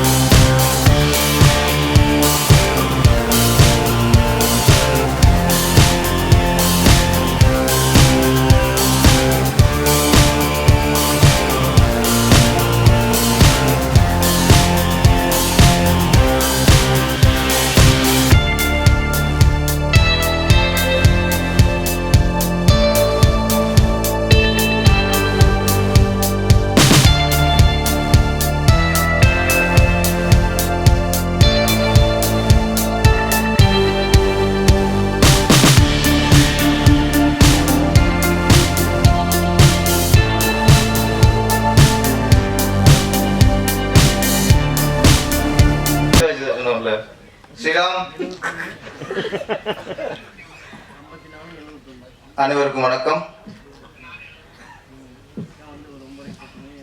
பாதி நேரத்தை ஆர்வி விக்மர் பேசிட்டு போயிட்டாரு, மிச்ச நேரத்தில் நாங்களாம் பகிர்ந்து கொண்டே இருக்கு.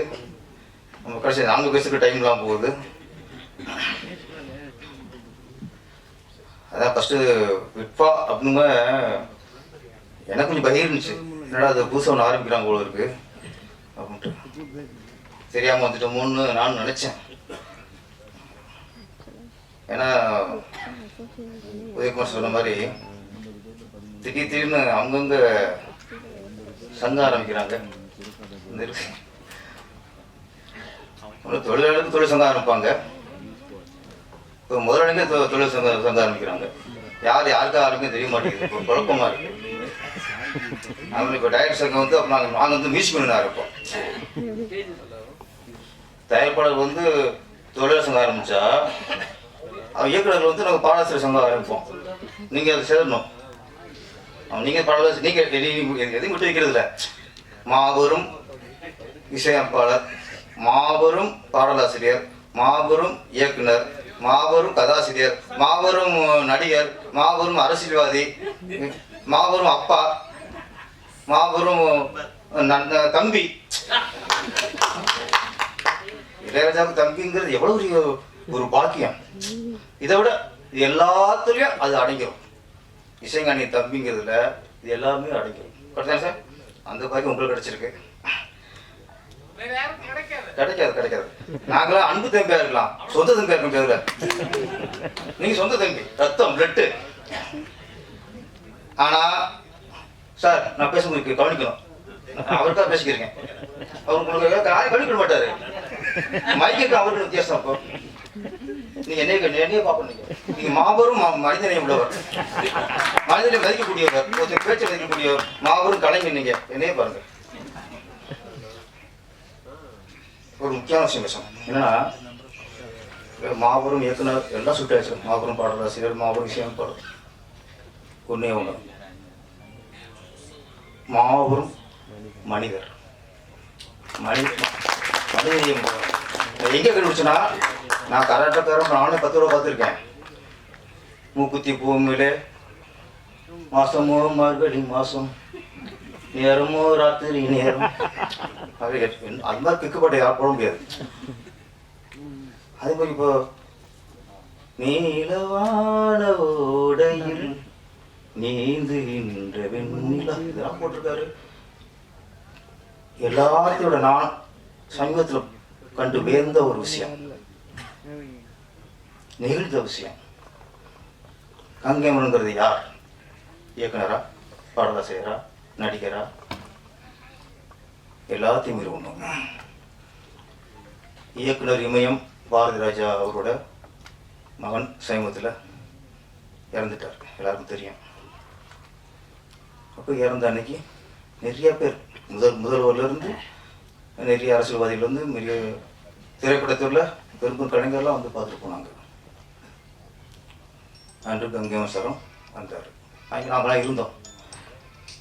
அதுக்கப்புறம் தொடர்ந்து நான் போய் தங்கிட்டு போயிட்டுருக்கேன். ஏன்னா எனக்கு பக்கத்தில் வீடு நீங்க பார்ப்போம், அவருக்கு நீலாங்கரை. 3வது நாள் நான் பாரதிராஜா அவரோட நான் இருக்கேன். எல்லாரும் தெரியும், பெத்த பிள்ளைய பறி கொடுத்து தேர்தலில் பெருந்துயரம் மகனை இழக்கிறது, மகள் இழக்கிறது பெருந்துயரம். அவ்வளவு துக்கத்தின் உச்சத்தில் இருக்கார். அவர் உடஞ்சி விட்டுருக்காரு. நாங்களாம் சும்மா பேசி பார்க்கணும், அதை சொல்லி பார்க்குறோம். அவருக்கு மைண்டில் எதுவுமே ஏறல. அவர் ஆடுக்கு பித்து பிடிச்ச மாதிரி உட்காந்துருக்காரு. 86, 87 வயசு. அங்கே அவர் வந்தார், கங்கைமரன் சார்.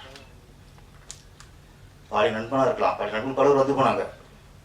அப்படியே அருகில் உட்காந்துட்டு தோளில் கை போட்டு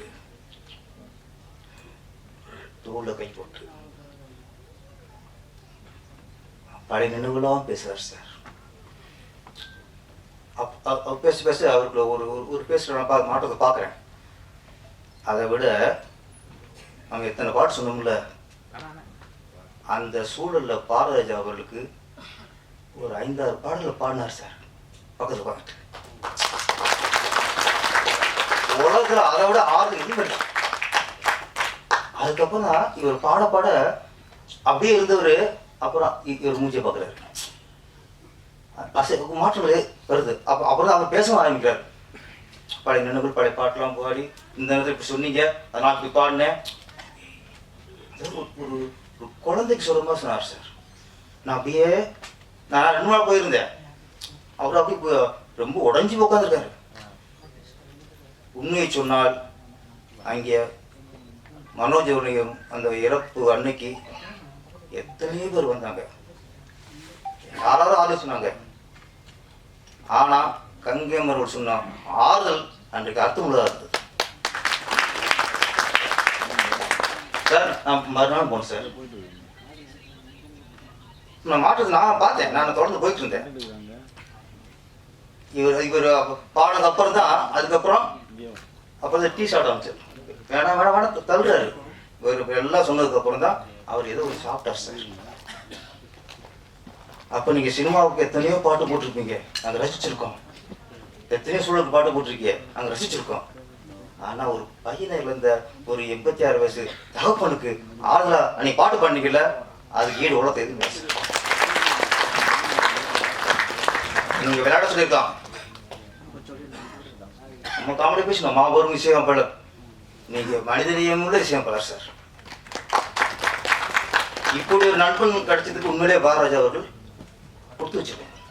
நாங்களாம் அவங்க இயக்கம் வந்துச்சு, நம்மளாம் அந்த வயசுல இப்படி நம்மள யாரும் பேசுவானா, ஆளுங்க சொல்லுவாங்க. நாளைக்கு கங்கை அமரன் என்பவர்கள் சினிமா கலைஞர்களில் சிறந்த மனிதர்.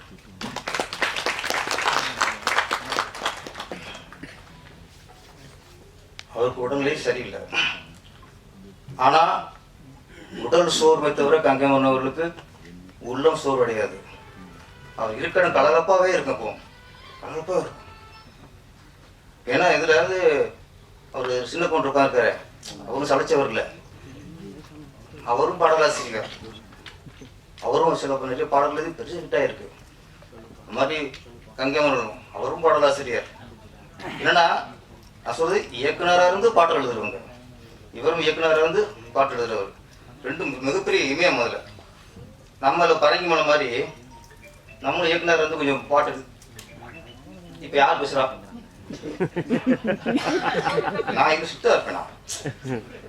எனக்கு இது ஒரு நோய். நான் பேசும்போது யாராவது பேசினா எனக்கு நின்றுடும், ஸ்டாப் ஆயிடும்.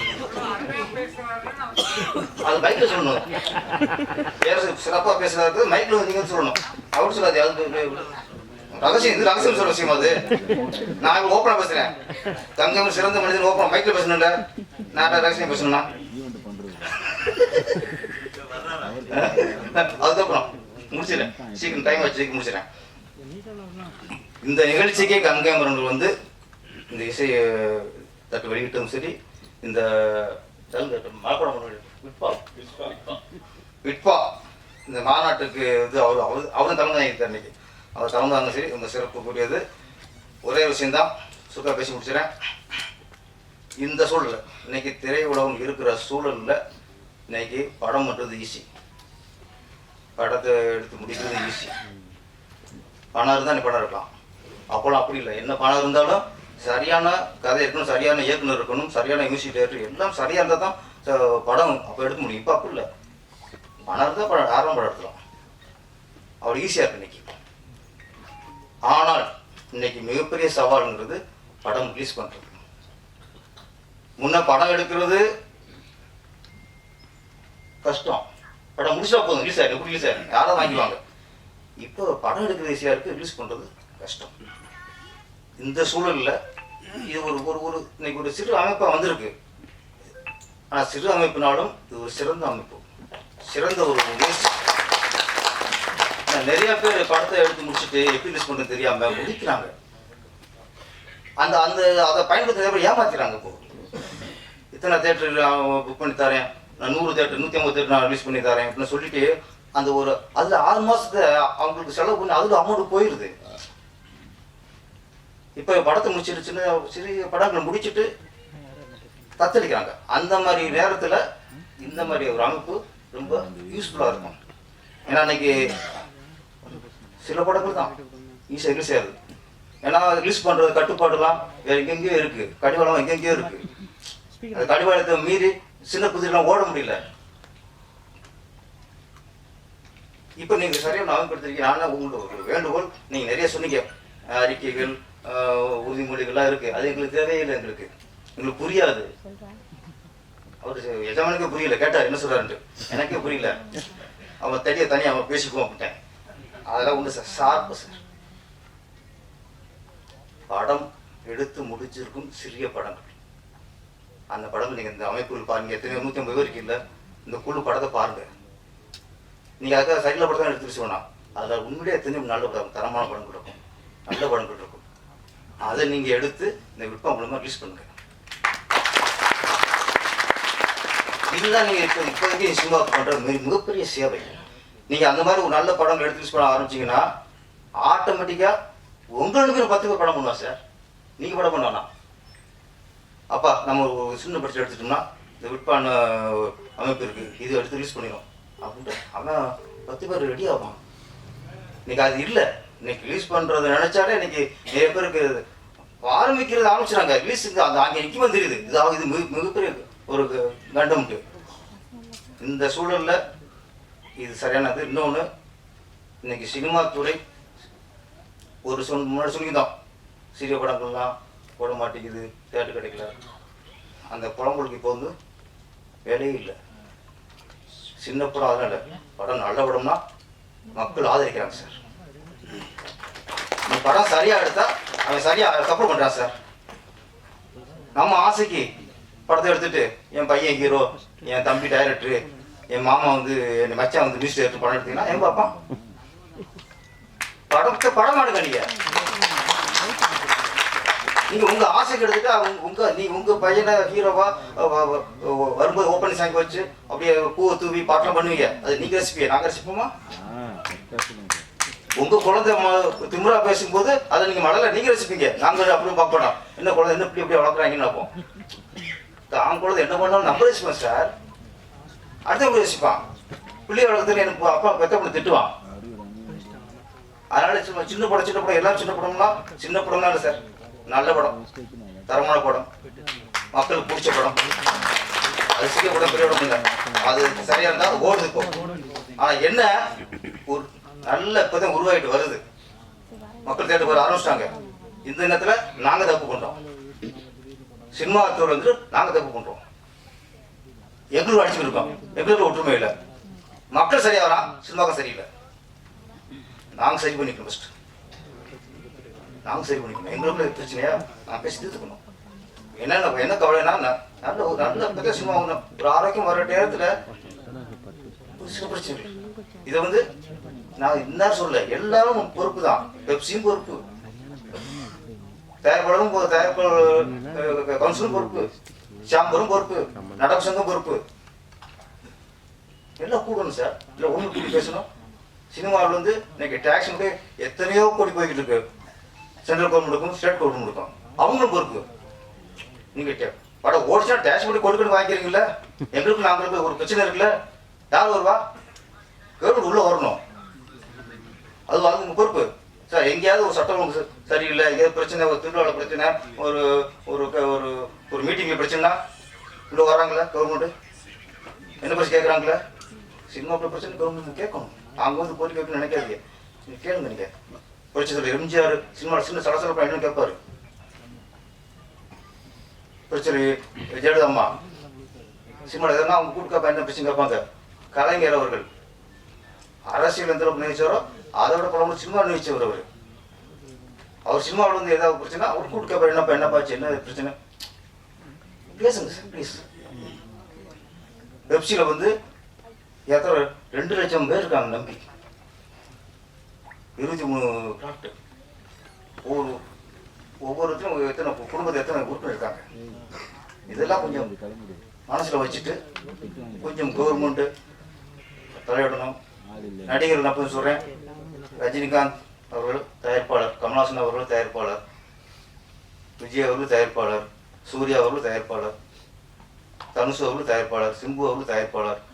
இன்னைக்கு இருக்கு நடிகர்ல 3/4 பேர் நான் சொல்ல பெரிய பெரிய நடிகர்ல தயாரிப்பாளர் தான். இங்க நீங்க நடிகரை ஒதுக்கி இருக்காதீங்க. தயாரிப்பாளருக்கு பிரச்சனை வருதா?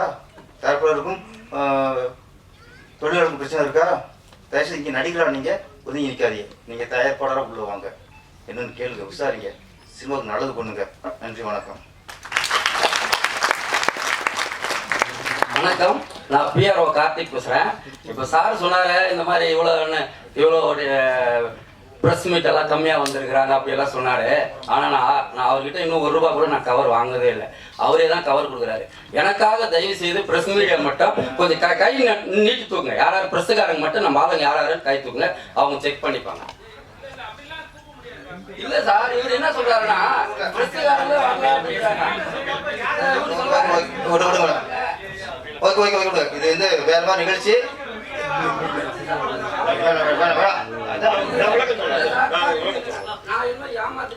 அது தனியா பேசிக்குவோம். அதான் அதுதான் நான் போய் ஆஃப் பண்ணேன்.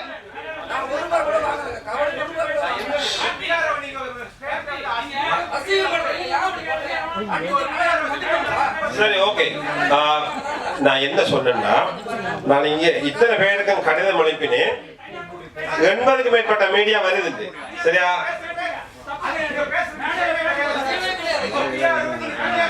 சரி சரி சரி, ஓகே ஓகே ஓகே.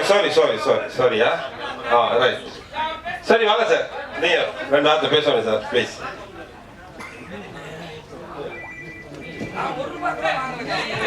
எல்லாருக்கும் வணக்கம். கொஞ்சம் பொறுங்க. இப்படி கொஞ்சம் பொறுங்க. நான் பேசுறது கேட்டீங்கன்னா உங்களுக்கு நிறைய பாயிண்ட்ஸ் கிடைக்கும். கொஞ்சம் பொறுமையா இருக்கும்.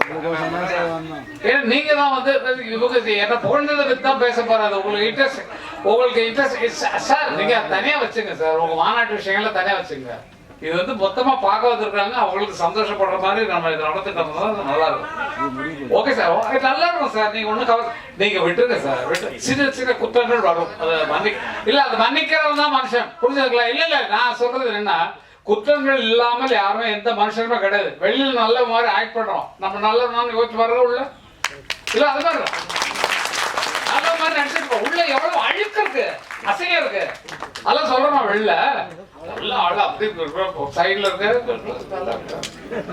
சொல்றதுல பாக்குறதுல அது மாதிரி நினைச்சுங்க. லைஃபை என்ஜாய் பண்ணுங்க சார். கோவத்துல உங்க இதை வேஸ்ட் பண்ணிக்காதீங்க. என்ன மாதிரி இருக்கு, என்ன மாதிரி இருக்கு, எனக்கு எதுவுமே விட்டாது. நீங்க மத்தியானம் அண்ணன் பேசுங்க, பெங்களூர்ல இருந்தாரு. பெங்களூர் சத்தம் போட்டுருந்தா அவர்கிட்ட. இன்னைக்கு ஒரு சின்ன எங்க வீட்டுல ஃபங்க்ஷன், அது வீட்டுல நீ போய் நடத்திடுறாங்க, பூஜை ரூம்ல போய் எல்லாம் பண்ணியாச்சு. அண்ணன் பேசணும்னு நான் வந்து எனக்கு கச்சேரிக்கு விட்டு போடுவாரு. ஏன்னா காரணம் இந்த கால் கொஞ்சம் எனக்கு இதா இருக்கனால உன்னை பார்த்தா எனக்கு டென்ஷன் ஆகுது. நீ வந்து கீழே நடந்துட்டு இருந்தேன்னா எனக்கு வந்து மேல பாட முடியல, அதனால சுவாரு நான் அப்படி போய் நின்று டான்ஸ் எல்லாம் ஆடி காட்டிட்டேன். இனிமேல் கச்சேரிக்கு நான் வந்தே ஆக வேண்டும். ஃபாரின் தேசங்கள் நிறைய இருக்கு, சிம்பனிக்கெல்லாம் விட்டு போயிட்டாங்க என்ன உடம்பு சரியில்லைன்னு. அந்த மாதிரி சண்டையெல்லாம் போகும். ஆனால் இன்னைக்கு அண்ணன் சொன்னாரு, நீ பார்த்தா கச்சேரி வந்தா பேசிட்டே இருப்படான்னு. இல்லைன்னா நம்ம ரெண்டு பேரும் பேசும்போது நான் பேசிக்கிறேன், என்ன மாதிரி பேசுறதுக்கு ஆள் கிடையாது அவர்கிட்ட. நல்லா போட்டு கலாட்டா பண்றது. அதான் சொன்னாங்களே, ஒரே ஒரு பெரிய தம்பி, அண்ணனுக்குரிய தம்பி, ஒரே ஒரு தம்பின்னா நான் தான். அது எவ்வளவு பெரிய பெரும் பாருங்க. இதுக்கு மேல கிரேட வேணுமா? நல்லது யோசிக்க. உலகம் போடக்கூடிய ஒரு சிம்பனி எழுதி எல்லாம் வெளிநாட்டுக்காரெல்லாம் மூக்குல வரல, ஐயோ அப்படியே மொசாட் மாதிரி இருக்கு, விதித்தவன் மாதிரி இருக்கு, அதே லிஸ்ட்ல நீங்க வந்திருக்கீங்களே சொல்லி கேட்கும் போது எங்களுக்குலாம் எவ்வளவு சந்தோஷம். உலக புகழ்பெற்ற சிம்பனி.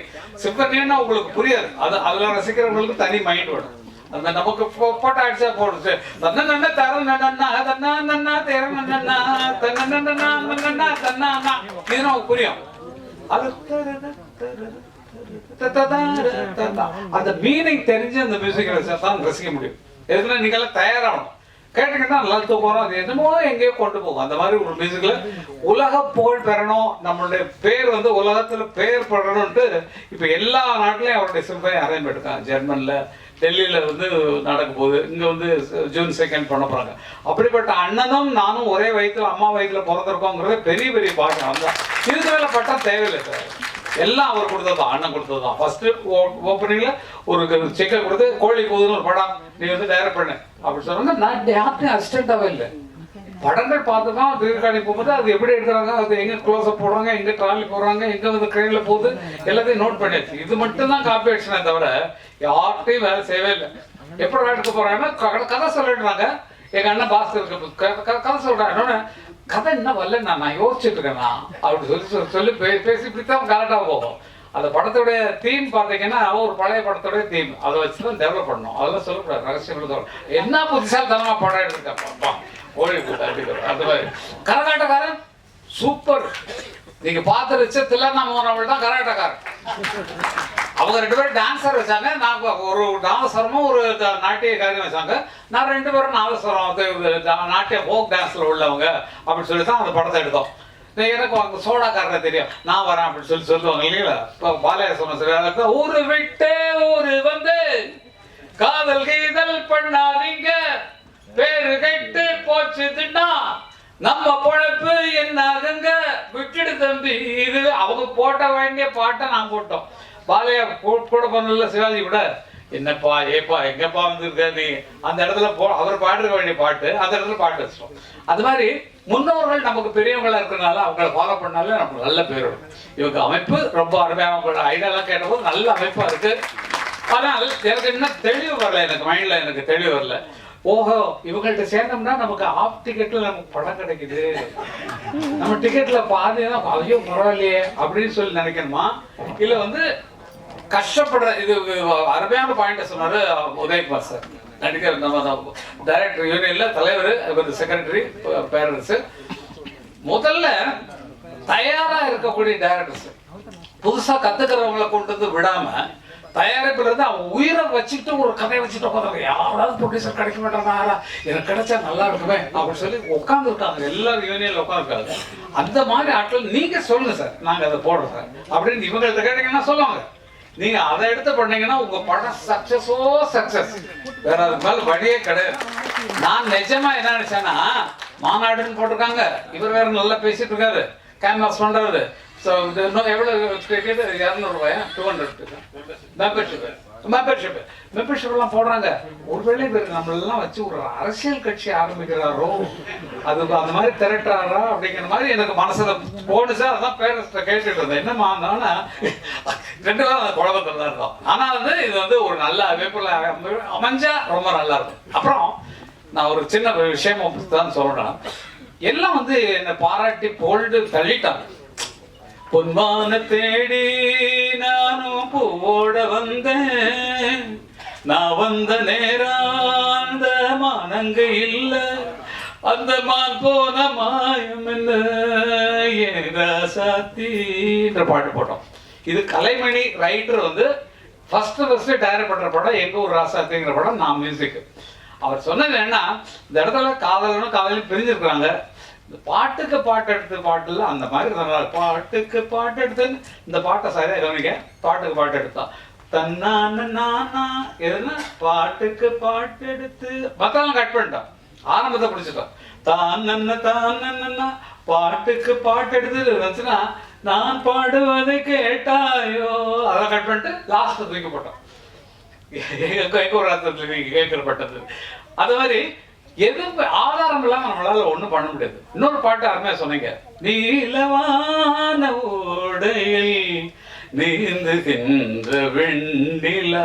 இது பாலாஜிட்ட நான் வந்து மியூசிக் பண்றது அவ்வளவு, ஏன்னா ஒரு டப்பிங் படம் வாங்கிட்டாங்க, ஆல்ரெடி சாங்ஸோட சேர்த்து வாங்கிட்டாங்க. வேற ஒரு மியூசிக் ரைட்டர் பண்ண தெலுங்கு படம் பிரேமாபிஷேகம் ஒரு படம், தெலுங்கு படத்தை அப்படியே ரைஸ் வாங்கிட்டாங்க. அந்த சாங்ஸ் மட்டும் நீங்க வாய்ஸ் மிக்ஸ் பண்ணி கொடுத்தா போறோம்னு தான் கூப்பிட்டாங்க. ஆனா அவருக்கு நீங்க அப்படி என்ன இறக்கிடாதீங்க, டப்பிங் படத்து மியூசிக் ரைட்டர் மாதிரி. நீங்க எவ்வளவுதான் சொல்லுங்க, ஒரு பாட்டுக்கு 100 பாட்டு நான் போட்டு காட்டுறேன், என்னோட டியூன்ஸ் எல்லாம் கேளுங்க சொல்லிட்டு அப்படி போட்டது. இது ஒன்றும் பெரிய விஷயமே இல்லை. நீலவான ஓடையில் என்ன பாட்டுன்னு சொன்னா, வசந்த கால கோலங்கள் வானில் விழுந்த கோடுகள் கலைந்திடும் கனவுகள் கண்ணீர் சிந்தும் நினைவுகள் நீலவான ஓடையில். இந்த 2 பாட்டுக்கு மூலம் எது தெரியுங்களா? என் சிந்தை நோயும் தீருமா. உங்களுக்கு கேட்டிருப்பீங்க இந்த பாட்டு. இது வந்து அந்த காலத்தில் வந்த பாட்டு. அந்த பாட்டை ஃபாலோ பண்ணிட்டு அந்த அண்ணா அந்த பாட்டு போட்டாங்க, வசந்த கால கோலங்கள். அவரை பார்த்து நான் காப்பி அடிச்சது பரம்பரையா எங்களுக்கு வந்து அந்த இசை சொத்துல வந்து காப்பி அடிச்சமே தவிர இது காப்பின்னு நான் சொல்ற வரைக்கும் உங்களுக்கு தெரியாது. காப்பின்னு நான் அவளை ஃபாலோ பண்றதுதான். ஒரு ஆள் மாதிரி நடிக்கணும்னு சொன்னா இப்ப பாரதி ராஜா மாதிரி நான் ட்ரெஸ் பண்ணிருக்கேன் பாருங்க. பாருங்க, அதுதான் நமக்கு முன்னோர்கள் என்ன பண்ணாங்களோ அதை நம்ம பண்ணிக்கணும். வயசாக நம்ம வந்து இளமையாகிறது என்ன ட்ரை பண்ணணுமோ அதை பண்ணணும். மியூசிக் பண்ணுறது ஒன்றும் பெரிய விஷயம் கிடையாது. படத்துல காப்பி அடிச்சதை சொல்லிட்டேன், கரகரன்னு எப்படி எடுத்தோம்னு. பாட்டுகளே அதே மாதிரி தான். எது தேவையில்லை சார், புதுசா நம்ம வந்து உருவாக்குறது. ஆல்ரெடி இருக்கிறதவே நம்ம புதுப்பிச்சு இந்த காலத்துக்கு இந்த மாதிரி புதுப்பிச்சு அப்படின்னாலே போதும். மறுபடியும் அது மறுபடியும் என்ன இப்ப நிறைய பாடுங்க,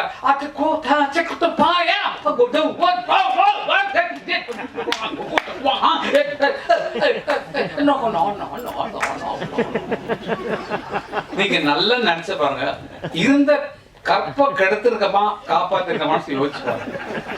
பாட்டுடைய கற்பு, கதையினுடைய கற்பு எல்லாத்தையும் கலைச்சு. நான் தயவு செய்து தப்பா சொல்றேன்னு நினைக்காதீங்க. படம் பார்த்தா எல்லாரும் துப்பாக்கி வச்சிருக்காங்க. துப்பாக்கி இருக்கு, நிறைய துப்பாக்கி இருக்கு. நான் படம் ஃபுல்லா பார்த்தா தான் என்னால சொல்ல முடியும். காரணம் என்னன்னா நல்லா இருக்கு, நல்ல ஒரு புதிய குழு உருவாக்கிருக்கு. கதையெல்லாம் பாக்குறோம். கதையெல்லாம் பார்த்தா இப்ப வர கலாச்சாரங்கள் எல்லாமே வன்முறைகளை முன்னால் வச்சு வருது. நீங்க அதெல்லாம் நல்லா கவனிக்கணும். பெரிய ஹீரோவா இருக்கட்டும், கமலே இறங்கிட்டாரு, நல்ல நடிகர். விக்ரம் படம் பாருங்க, எத்தனை ஃபைட்டு, துப்பாக்கி எவ்வளவு துப்பாக்கி வெரைட்டியா காட்டுறாரு. எந்த வருஷத்து துப்பாக்கி, இந்த வருஷம் துப்பாக்கி, நீ வரப்போற அட்வான்ஸ் துப்பாக்கின்னு இந்த கல்ச்சருக்கு தகுந்த மாதிரி மாறிட்டாரு கமலஹாசன். அப்போ ஜனங்கள்கிட்ட நல்ல கதையை கொண்டு போய் சேர்க்கறதுக்கும் நல்ல நடிப்புக்கான கதைகள் தேர்ந்தெடுப்பதற்கும் குறைஞ்சு போச்சு. அதுதான் நல்ல யோசிப்பாரு. சிறகவுண்டர்ல என்ன அருமையான படம். இப்போ பேரரசு எடுத்த படங்கள்ல என்ன அவ்வளோ அருமையான படங்கள். கதையின் நோக்கம் அதை சரியாக ஜனங்களுக்கு கொண்டு போய், ஐயோ நம்ம லைஃப்பில் நடந்தது அப்படி காட்டுறாங்களே, நம்ம ஊரில் 10 பெரிய மனுஷங்க வர்றாரு, ஐயோ ஐயா அப்படிங்கிற மாதிரி நமக்குள்ள அந்த உணர்வு வரக்கூடிய கதைகளை நம்ம உருவாக்குறதுக்கு ட்ரை பண்ணணும். நம்ம வாழ்வியலில் நிறைய கதைகள் இருக்கு, எக்கச்சக்க. நம்ம குடும்பத்தை நினைச்சு பாருங்களேன். நம்ம குடும்பத்தில் நம்ம ஒரு என்ன கஷ்டப்படுறோம், எப்படி பண்றோம், வெளியில எப்படி நம்ம பத்தாவா நடந்துக்கிறோம், இதே ஒரு கதை, அருமையான கதை. எவ்வளவு துக்கங்கள் விவரங்கள் இருக்கலாம். அந்த மாதிரி கதைகளை தேர்ந்தெடுக்கிறது இவங்களுக்கு ஒரு அறிவுரை மாதிரி தான் நான் சொல்றேன். அது என்னன்னா, நிறைய பேர் வச்சுட்டு தவிச்சிட்டு இருக்கிறாங்க, எங்களுக்கு ப்ரொடியூசர் கிடைப்பாங்களான்னு தவம் இருக்கிறாங்க. அப்படிப்பட்டவர்களே நீங்க கண்டிப்பாக நீங்க சேர வேண்டியது. இப்போ நீங்க வந்து டைரக்ட் பண்ணிருக்கீங்க, நீங்க இந்த டைரக்டர்ஸ் யூனியன்ல மெம்பர் ஆனீங்களா? இல்ல சொல்லுங்க. இதுல சார்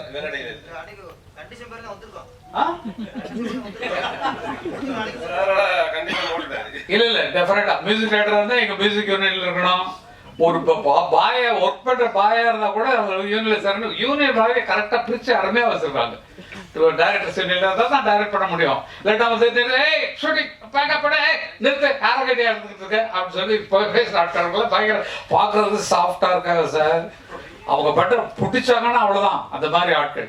அந்த மாதிரி என்ன ரூல் இருக்கோ அதை நம்ம ஃபாலோ பண்ணா நல்லா இருக்கும்.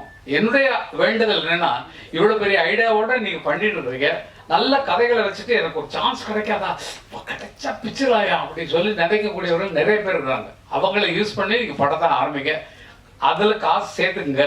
அதுக்கப்புறம் நீங்க வெளியே, ஏன்னா உங்க பாட்டே வந்தது விட்பா விட மாட்டோம்னு ஃபர்ஸ்ட் வேர்ட். இது வேற எவனா சொன்னா உங்களுக்கு எப்படி இருக்கும்? உங்களை பார்த்து விட்பா விட மாட்டோம் இப்படி. அப்போ அந்த மாதிரி வார்த்தைகள் நான் ஃப்ராங்கா பேசுறோம். ஏன்னா வந்து அரைச்சொல்னு நம்ம சொல்லுவோம், இது மாத்திக்கிறதுக்கு ஒன்றும் ப்ராப்ளம் இல்லை. விட மாட்டோம்னா மற்றவன், ஏன்னா தியேட்டர் கிடைக்கிறது கஷ்டம், ரிலீஸ் பண்ண விட மாட்டேங்கிறாங்க. ஏதோ கேப் கிடைச்சா வந்தா ஒரு வாரம் ஃப்ரீயா இருக்கு, அதில் வேணா போட்டுக்கோ அப்படின்னு சொன்னா படம் எங்க வெற்றி பெறாது. அதனால அப்படி சொல்றதுலாம் ஆட்கள் நிறைய இருக்காங்க. பாசிட்டிவ் திங்கா இருக்கணும், டோட்டலா வந்து நெகட்டிவ் திங்கே பண்ணக்கூடாது. அந்த மாதிரி அதே மாதிரி வன்முறைகளை தூக்கி கொண்டு வந்து கதையாக்குறது குறையணும். நம்ம வாழ்வியல் சொல்லக்கூடிய கதைகளாக எடுத்தீங்கன்னா ரொம்ப நல்லா இருக்கும்னு நினைக்கிறேன். இசைக்கு முக்கியத்துவம் கொடுத்தீங்கன்னா உங்களுக்கு ஃப்ரீயா வந்து இளையராஜா பண்ணி வைக்கிட்டு என்னுடைய பொறுப்பு. சார் நல்ல கதையை கொண்டவங்க, அருமையான கதையை கொண்டவங்க, அவர் காசு வாங்கல, ஆனா இது விரைவு பண்ணி கொடுத்துருந்தான், ஒரு சாங்கதா பண்ணி கொடுத்துருந்தான் சொல்லி நான் வந்து என்னால பண்ண முடியும். அதுக்கு தான் சொல்றேன். ஏன்னா வந்து அதுக்கான கதைகள் அவருக்கு இல்ல கேளுங்க, அவர் கதையை கேட்டோன்னா இதுக்கெல்லாம் நமக்கு நீங்க வேற யாராவது பண்ணீங்கன்னு சொன்னா அவர் அப்படிப்பட்ட ஆளு. கதையை கேட்டாருன்னா அவருக்கு பிடிக்கிற மனசுல நல்லா இருக்கு, இது எடுத்துருவீங்களா, நீங்க யார்கிட்ட ஒர்க் பண்ணீங்க, இதெல்லாம் கேட்பாரு. எப்படி ஒர்க் பண்ணீங்க, எப்படி இது எடுப்பீங்க, இவ்வளவு ஸ்ட்ராங்கான கதை சொல்றீங்களே, இல்ல நான் எடுத்த படத்தை போட்டு பாருங்கன்னா உங்க படத்தை பார்த்தாருன்னா சூழ்நிலைகள் அவருக்கு வரலாம். அதனால நல்ல கலைஞர்களை செலக்ட் பண்ணுங்க, நல்லா கொண்டு வாங்க. உங்களுக்கு உதவுறதுக்கு நாங்கள்லாம் இருக்கோம், நாங்கள்லாம் மொத்தமா இருக்கோம். நானும் சரி, நீங்க எந்த டைரக்டர் வேணாலும் போடுங்க, நாங்க 3 பேருமே கவிஞர்கள், பாடலாசிரியர்கள். உங்களுக்கு ஃப்ரீயா பாட்டு எழுதி தரோம், நீங்க யார் வேணாலும் மியூசிக் போடுங்க. இப்ப நீங்க போட்ட பாட்டவே நான் மியூசிக் டைரக்டர் முறையில் சொல்றேன், அது உங்களுக்கு தெரிஞ்சது சான்ஸ் இல்லை, எனக்கு தெரிஞ்சது சொல்றேன். 2-3 இடத்துல வந்து அந்த ஃபீமேல் வாய்ஸ் டோனை வந்து ஒரு செமிட்டோன்னா அந்த சுதி இருந்துச்சுன்னா பாட்டுருக்காங்க, அதை நோட் பண்ணி அந்த இடத்துல பிச்சை ஏற்றணும் கொஞ்சம். அந்த மாதிரி சில வேலைகள்லாம் இருக்கும் உங்க சாங்ல, அந்த மாதிரி ஆடியோவில் சொல்றேன். எங்களுக்கு அந்த புதிய என்ன இப்படி பண்ணிருக்காங்க அப்படிங்கிற மாதிரி வரும். மற்றவங்களுக்கு தெரியாத சான்ஸே கிடையாது. மியூசிக் தெரிஞ்சவங்க மற்றவங்களும் தெரிஞ்சாங்கன்னா இது மாதிரி அட்வைஸ் பண்ணுவாங்க. எதுக்கு நான் அட்வைஸ் பண்றேன்னா, மறுபடியும் வந்து உங்களுக்கு நான் பார்த்துட்டு இதெல்லாம் சொல்ல போறதில்லை, இது ஒண்ணுதான் எனக்கு சந்தர்ப்பம், இதுல தான் என்னுடைய ஆளுங்கத்தெல்லாம் கொட்டி ஆகணும். அதனால நீங்க அடுத்து பண்ண போறது இன்னும் தெளிவா பண்ணுங்க, கொஞ்சம் நல்ல மியூசிக் தெரிஞ்சவங்கலாம் போடுங்க, நாங்கெல்லாம் இருக்கோம் ஃப்ரீயா பண்ணி தர்றதுக்கு. நிஜமா இந்த மாதிரி ஆட்கள் நிஜமா கண்டிப்பா நான் பண்ணுவேன். அவர் மியூசிக் பண்றவர் தான் பேரரசு பாட்டு சொன்னாலும் டியூன்ல தான் சொல்லுவாரு. நீங்க அவர் படத்துல வர்ற பாட்டுலாம் கேட்டீங்கன்னா அவர் சொன்ன டியூன்ல தான் அவர் பாட்டெல்லாம் வந்திருக்கும். அந்த மாதிரி நான் கேட்டேன், உங்க படத்துக்கு நான் ஏதாவது பாட்டு இல்லைங்களா, இல்ல நான் விட மாட்டேங்க, நான் தான் எழுதிட்டேன் பாட்டு, உங்களை மாதிரி தான் அப்படின்னாரு. நான் முதல்ல எல்லாத்தையும் வச்சு எழுதினேன். ஆர்வி உதயகுமார் படங்கள்ல நான் பாடிருக்கேன். முக்கிய மூக்கா முட்டையுள்ள கேக்கா பாக்கியது வைக்காம செத்து விடு ஷோக்கா கொண்ட முடி காக்கா கண்டு கொட்ட பாக்கா கண்டவுடனாவான கத்தி பையன் வீக்கா. இது மலையாள கப்பக்கிழங்கா இல்ல மயிலாப்பூர் வத்த குழம்பா இல்ல பம்பாயி பூரி கிழங்கா நம்ம பட்டிக்காட்டு கோழி குழம்பா பறிக்காத கத்திரிக்கா மாதிரி பாட்டு படபடன்னு இவருக்கு கொஞ்சம் நல்லா இருக்குப்பா, கமர்ஷியலா நல்லா இருக்கும் பாட்டு.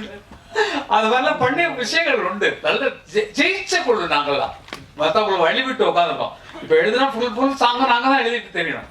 அதனால மற்றவங்க புதுசாக வரும். என் பையன்கிட்ட நான் சொல்றேன், நீ உங்க அப்பங்கிறதுக்காக ஒரு பாட்டு மட்டும் என்ன வச்சுக்கோ, மற்றவங்க உனக்கு யார் பிடிக்கிறாங்களோ அவங்க வச்சு பாட்டு. இப்போ உங்க படத்துல ஒரு கோட்ல ஒரு பாட்டு, ஏ ஸ்விக்கி, ஏ சத்து, ஏ பெத்து, அந்த மாதிரி ஏ மூக்க, ஏ ராக்கு, ராமாயிங்கிற மாதிரி வெஸ்டர்ல போட்டோம். அவ்வளவுதான். அதை போட்டு அதுக்கு எழுத இங்கிலீஷ் வேர்டெல்லாம் போட்டு நமக்கு தெரியாத வேர்டெல்லாம் உள்ள பூத்தி பாட்டு பண்ணோம். அதனால எந்த சூழ்நிலைக்கும் ஒத்து போற ஆட்கள் உங்களுக்கு பக்கபலமா எப்போதும் வந்திருக்காங்க, உங்க கூடவே இருக்கிறாங்க. எந்த நேரமே இவங்க அழைக்கலாம். ஒரு கதை ரெடி பண்ணீங்கன்னா இந்த மாதிரி ஆளுக்கு கதை ரெடி பண்ணிருக்கோம், அந்த கதையை கேட்டு சேஞ்சஸ் இருந்தா சொல்லுங்கன்னா அதுக்கு கூட நாங்க ரெடி. ஏன்னா சினிமா உலகத்தில் இருக்கோம், சினிமா வேலையை தவிர வேற எந்த வேலையும் கிடையாது. நாங்க சம்பாதிச்சு நிறைய ஒரு எஸ்டேட் வாங்கி நிறைய வீடுகள் கட்டி வாடகை விட்டு பேசாம உட்காந்துருக்கலாம். அதெல்லாம் வரல. இளையராஜா சொத்துக்கு மேலையா அவ்வளவு இருக்கு.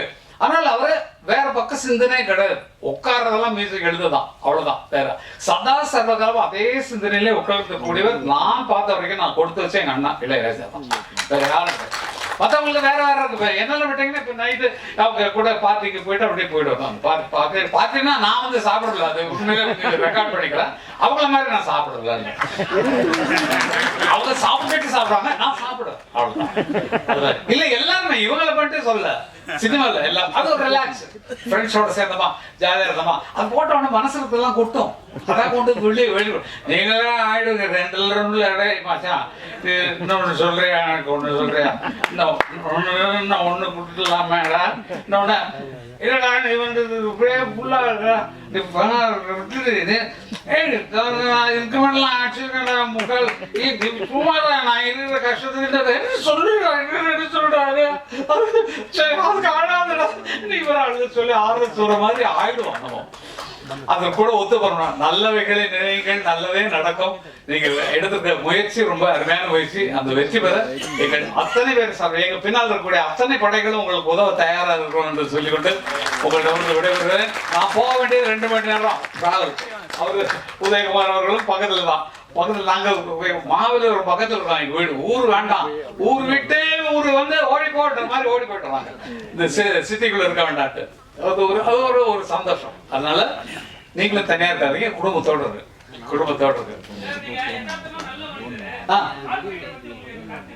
Copyright correct sir, correct sir. ஏன்னா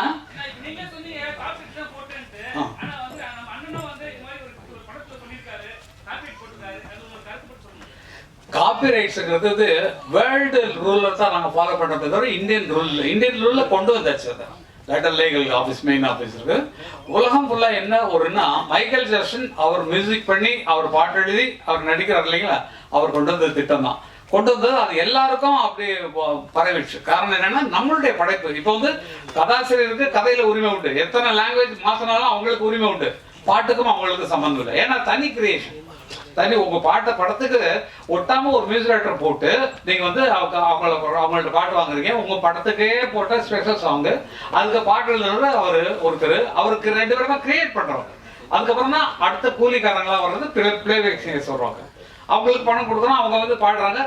முதல்ல இருந்த எங்களுக்கு சரஸ்வதி ஸ்டோர்ஸ்ல உள்ள கான்ட்ராக்ட் இருந்தோம், எங்களுக்கு தெரியாது. அவங்க வந்து பூஜை அன்னைக்கு வந்து ஒரு 10,000 ரூபாய் அட்வான்ஸ் கொடுப்பாங்க. இன்னைக்கு வரைக்கும் தெரியாது. எங்க அன்னக்கிளி படம் அவ்வளவு சேலா இருக்கு, பத்திரகாளிலாம் அவ்வளவு சேலா இருக்கு. அந்த ரெக்கார்டுக்கு 1 பைசா எங்களுக்கு வரல. அதுக்கப்புறம் தான் அண்ணா என்ன பண்ணாங்கன்னா, ஃபர்ஸ்ட் கான்ட்ராக்ட் போடும்போது மியூசிக் கான்ட்ராக்டை அவர் வாங்கிடுவார். தட் இஸ் பணத்தை எவ்வளோ நாள் கம்மி பண்ணிக்கோ, எனக்கு இந்த மியூசிக் ரைட்ஸ் எங்கிட்ட தான் இருக்கும் லைஃப் லாங். ஏன்னா இந்த அண்ணனோட லைப்ரரியில் அது வந்துடும், என்னோட பாட்டுகள் எல்லாமே அது வந்துடும். அப்போ ஒரு தரம் கச்சேரியில் நான் சொல்லி திட்டினதுக்கு அப்புறம் தான் கச்சேரி ஆட்களை ஃப்ரீயா பாட சொன்னார். பாலு திட்டம் இல்லையா, அதுக்கு நான் சத்தம் பண்ணாரு, உனக்கு தேவையா நான் ஆய்வு வீட்டு கத்தேன். அதெல்லாம் கொஞ்சம் சண்டையெல்லாம் வந்துச்சு. அதுக்கப்புறம் ஸ்டேஜில் பாடுறவங்களுக்கு ஒன்றும் கிடையாது, நீங்கள் ராயல்டி கட்ட தேவையில்லை.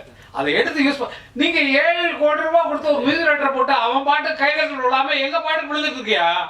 நீ பொட்டு வச்ச தங்க கோடம் ஊருக்கு நீ மகுடம் போட்டோம். அந்த பாட்டை போட்டு நீங்க ஆடுனீங்கன்னா அர்த்தம் சொர்க்கமே என்றாலும் அது நம்மூரை போல வருமா.